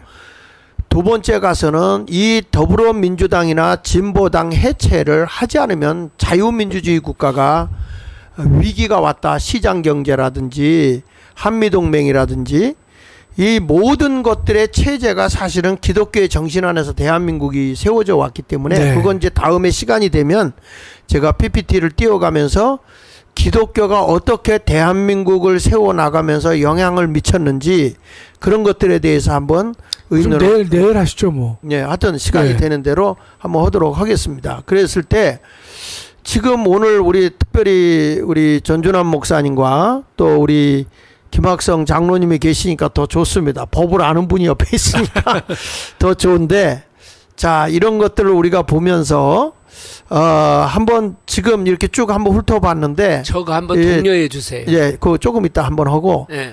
저기 전 목사님, 예. 지금 우리 이 방송을 했잖아요. 예.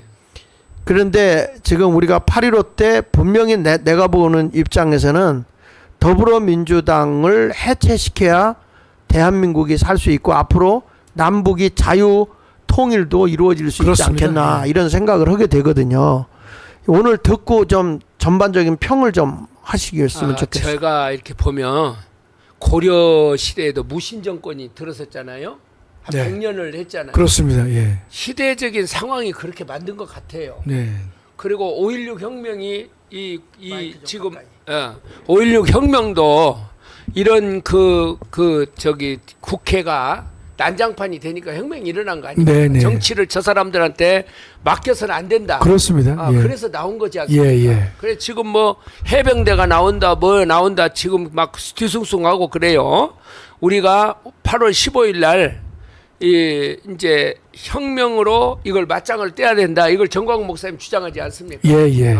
그래서 빨리 저 천만이 조직이 돼가지고 천만이 움직이기 시작하면 국회 저것도 이제 해산시킬 수가 있고 네. 올려가지고 좀 보여줘요. 올려가지고. 이렇게 하니까 온 국민이 같이 여기에 동참을 해가지고 이렇게 8월 15일 날 다 같이 몰수에 나와서 모여서 대한민국을 바로 세우는 일에 우리가 좀 힘을 합쳤으면 좋겠습니다. 그 문재인이 나라를 통치하고 있을 때 전 국민이 다 저렇게 일어났잖아요. 저 앞에 그렇습니다. 보이는 것대로. 예, 예. 그런데 지금 더불어민주당이 다수당이 되고 났을 때는 저 때보다 더 대한민국이 위기에 위기. 그렇습니다. 예. 지금 내가 보기엔 자유민주주의 국가를 세우는데 더 위기라고. 예. 그렇기 때문에 8.15 때 나와서 우리가 지금 여기서 나눈 것 이상도 우리가 있지만은 더불어민주당이 해체가 돼야 대한민국이 살아요. 이것을 위해서 그날 총골기하러 나와야 돼요. 부정선거, 그 다음에 이 더불어민주당에 대한 이 해산, 예, 이런 것들을 위해서 우리가 총골기를 해야 되는데 우리 김 장로님, 네. 오늘 총평을 좀 다 하시고 한번 또 국민들을 독려 한번 해주시죠. 예, 예.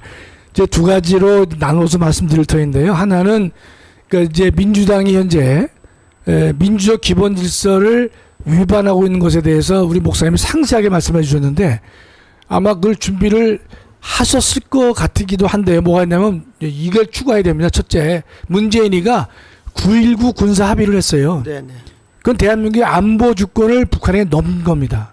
그 때문에 9.19 군사 합의는요, 자유민족 기본 질서를 중대하게 위협하는 조치입니다. 두 번째로는 우리가 그 문재인이가 제주 4.3 발언했지 않습니까? 네. 먼저 꿈을 꾸었다는 이유로 저들은 처참한 죽음을 맞이했다 그랬는데 그들의 꿈이 우리의 꿈이라 그랬어요. 예. 그들의 꿈이 우리의 꿈이 될 수 없지 않습니까? 그렇죠. 그건 김정은이가 해야 될 말을 대한민국 대통령이 했단 말이죠. 예. 이거 자유민족 기본 질서를 근본적으로 부정한 발언입니다. 예. 이게 또 하나, 지금 이제 많은 분들이 노란 봉투법을 잘 정확히 몰라서 그러는데요. 노란 봉투법은 이런 겁니다. 지금 이제 기업에서 이제 이 노조가 데모할 수 있지 않습니까? 데모하게 되면요. 근데 목사님들 생각해 보시면 한 10대 명이 이제 데모를 했어요. 가담을 했는데 1번부터 10번까지 했으면 1번부터 3번까지는 적극적으로 몽둥이를 들었어요. 예. 그런데 9번, 10번은 그냥 옆에서 바라만 봤어요. 우리가 도둑질 할 때도 정범 들어가서 물건을 훔친 놈하고 밖에서 망본 사람은 다르거든요. 죄책이 다르거든요. 그러면 부당 노동 행위를 했을 경우에 불법 파업을 했을 경우에 보면요. 적극 가담한 사람과 소극 가담한 사람 다 정도가 다릅니다. 다르죠. 그런데 이제껏 우리 대법원은 어떻게 했냐면요. 그 하나하나 죄책을 달리 물을 수가 없어요. 그래서 다 연대 책임을 지었습니다. 연대 책임을. 그럴 수밖에 없잖아요. 그런데 이 노란봉투법은요. 연대 책임을 지우지 말라는 거예요. 개별 책임을 지우라는 겁니다. 그러면 근데 그 현장을 다 그럼 찍어가지고 분석해서 1번은 요거 죄책이 되고 3번은 안 되고 사람이 한두 명입니까? 50명, 100명이 노동쟁이를 했을 경우에 다 개별 책임을 물으라고 하는 게 노란봉투법의 핵심입니다. 저거는요. 대한민국이 갖고 있는 시장경제의 기본 원리를 무너뜨리는 것이에요. 그래서 저 노란봉투법을 문재인 때에도 안 했습니다.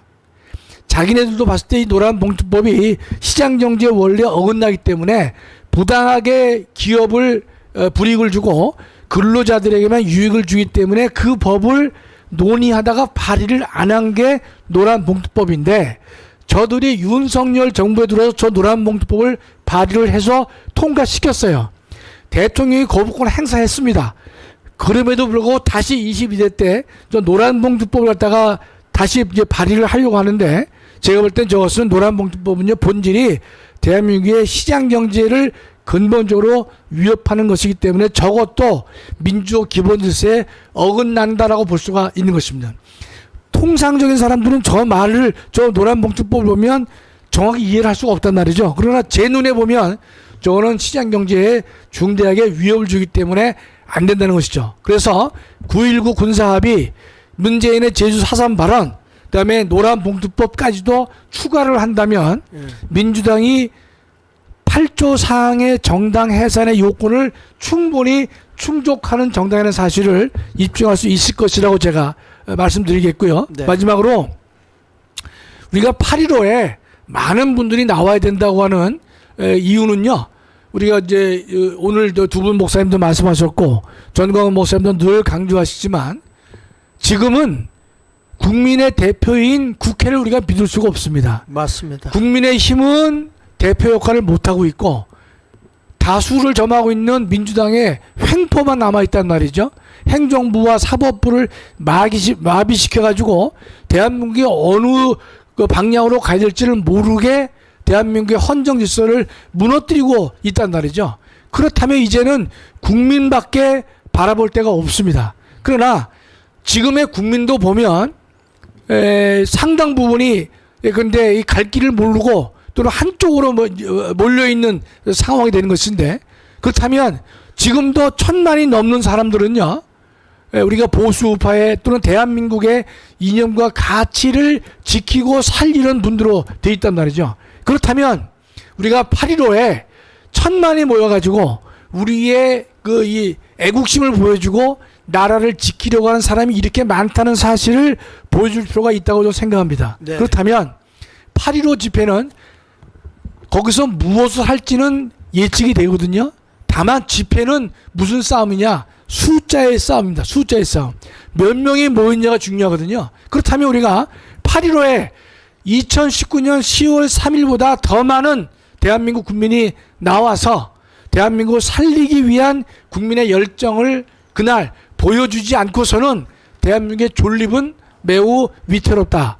그걸 다 이해할 수 있단 말이죠. 그렇다면 정말로 몰수히 모여서 대한민국을 살리는 애국 시민들이 정말로 많다는 사실을 보여줘야 될 것이고 그 길만이 대한민국의 헌정 질서를 지키는 유일한 길이다. 이렇게 확신하고 있기 때문에 정말로 우리 손에 손잡고 그날 많이 모여서 대한민국을 살리는 그 대열에 함께해 주시기를 간절히 부탁 올리겠습니다. 네, 감사합니다. 목사님 8.15에 대해서 많이 좀 독려 좀 해주시죠. 네, 우리가 무슨 싸움을 하고 그럴 때는 조직을 해야 됩니다. 그렇습니다. 그래서 우리가 1,000만 조직이 필요하고 좌파 사람들이 잘하는 것이 선동하는 거 아닙니까? 그래서 우리도 8월 15일 날 다 모여가지고 국민들을 자꾸 마음을 흥분시켜야 돼요. 어떤 네. 쪽으로? 좋은 쪽으로. 네. 그래서 지금 얼마 전에도 어디에 제가 통계를 보니까 가장 거짓말을 잘하고 믿을 수 없는 집단이 어디냐? 국회의원들이라고 그래요. 네? 네, 국회의원들이라 그렇게 이야기를 해요. 그러면 지금 국회의원이 이렇게까지 불신을 당하고 있으니까 헌법재판소에서 하는 것이 가장 좋은데 그걸 기다리지 못하면 우리가 혁명, 시민들이 국민이 저항권을 동원해 가지고서 혁명이라도 해서 이 대한민국을 살려나가는 일을 8월 15일 날 우리가 같이 힘을 모으자. 이게 지금 간절히 부탁하는 내용입니다. 네. 지금 정강욱 목사님이 경주에 간 것 좀 띄워주시죠. 경주에 대구 경북 장로 연합 집회 요 광고 좀. 예. 오늘 오후 3시부터 화요일 날 오전 10시 아마 12시까지 할 것 같습니다. 내일이네, 내일까지. 네, 내일까지. 네. 그러니까 대구 경북에 계시는 장로님 부부들은 다 이곳으로 가십시오. 지금도 가도 늦지 않을 것 같으니까 가까운 데 계시니까 다 가셔서 같이 동참해 주시기를 부탁을 드리겠습니다. 네. 그리고 서울 경기 지역에 계신 분들에게 이 자유마을 식구들에게 부탁을 드리는 거는 지금 장재원 박사님이 외롭게 과천 경찰서 앞에서 그 지금 부정선거 수사 동료 이거에 대해서 지금 계속 오후 3시부터 2시간 동안 그 집회를 하고 있습니다. 그러니까 지역마다 우리가 돌아가시면서 그곳에 가서 응원 좀 해주시고요. 그 오후 3시 집회에 제가 금요일 날 갔었는데 가서 보니까 한 100여 명 나와 있던데 좀 오늘은 더 많이들 가서 힘이 좀 되어 주시고 우리가 같이 독려를 해주면 아무래도 과천 경찰서도 힘을 얻어서 그렇습니다. 수사를 잘 예. 할 수 있거든요. 네네. 그러니까 우리 나라를 살릴 수 있고 그리고 부정선거를 밝혀내기 위해서 운동하는 데는 우리 광화문 세력밖에 없어요, 여러분. 그러니까 이렇게 열심히 도와주셔야 됩니다. 자유마을 식구 여러분, 우리가 8.15 집회에 총동원해서 분명히 우리가 부정선거 밝혀내고 뿐만 아니라 이제 그 나라를 자유민주주의 국가를 파괴하는 그 정당 해체 이 싸움에 우리 8.15가 8.15 집회에 몰수히 나와서 함께 해주시기를 부탁합니다. 우리 정강욱 목사님도 전국을 돌면서 8.15 집회를 독려하고 계시는데 우리 모두도 이웃과 함께 독려해서 나라를 위해서 함께 모이자, 나가자, 다 여러분들 함께 해 주시기를 부탁드리겠습니다. 그리고 제가 장하길 TV를 하나 만들었어요. 장하길 목사가 아니고 장하길 TV 만들어서 정광훈 목사 TV가 폭파돼도 이거 내용이 그대로 살 수 있는 데가 또 하나가 있긴 있어야 되겠더라고. 하도 자주 폭파돼가지고. 그래가지고 옆에 했는데 여러분들이 들어가셔서 좀 구독도 좋아요도 좀 많이 눌러주시면 앞으로 전 목사님과 함께 이 나라 살리는 운동에 열심히 하도록 하겠습니다. 자, 우리 한번 시간이 많이 지났는데 이제 마감을 짓도록 해야 되겠습니다. 자, 우리 전 목사님도 경주에서 승리하시고 또 우리 이 모든 자유마을 식구들 또 광화문 세력들 8.15 집회에 총동원해서 1천만 모이도록 한번 해봅시다. 자, 우리 강은식 목사님은 이번 주간에 일본에서 집회가 있습니다. 그래서 강은식 목사님 거기 가셨구나. 분들이 계시니까 예. 제가 구호제창 하겠습니다. 네. 이승만 구호제창. 뭉치자, 뭉치자, 싸우자, 싸우자, 이기자. 자, 네. 감사합니다. 감사합니다.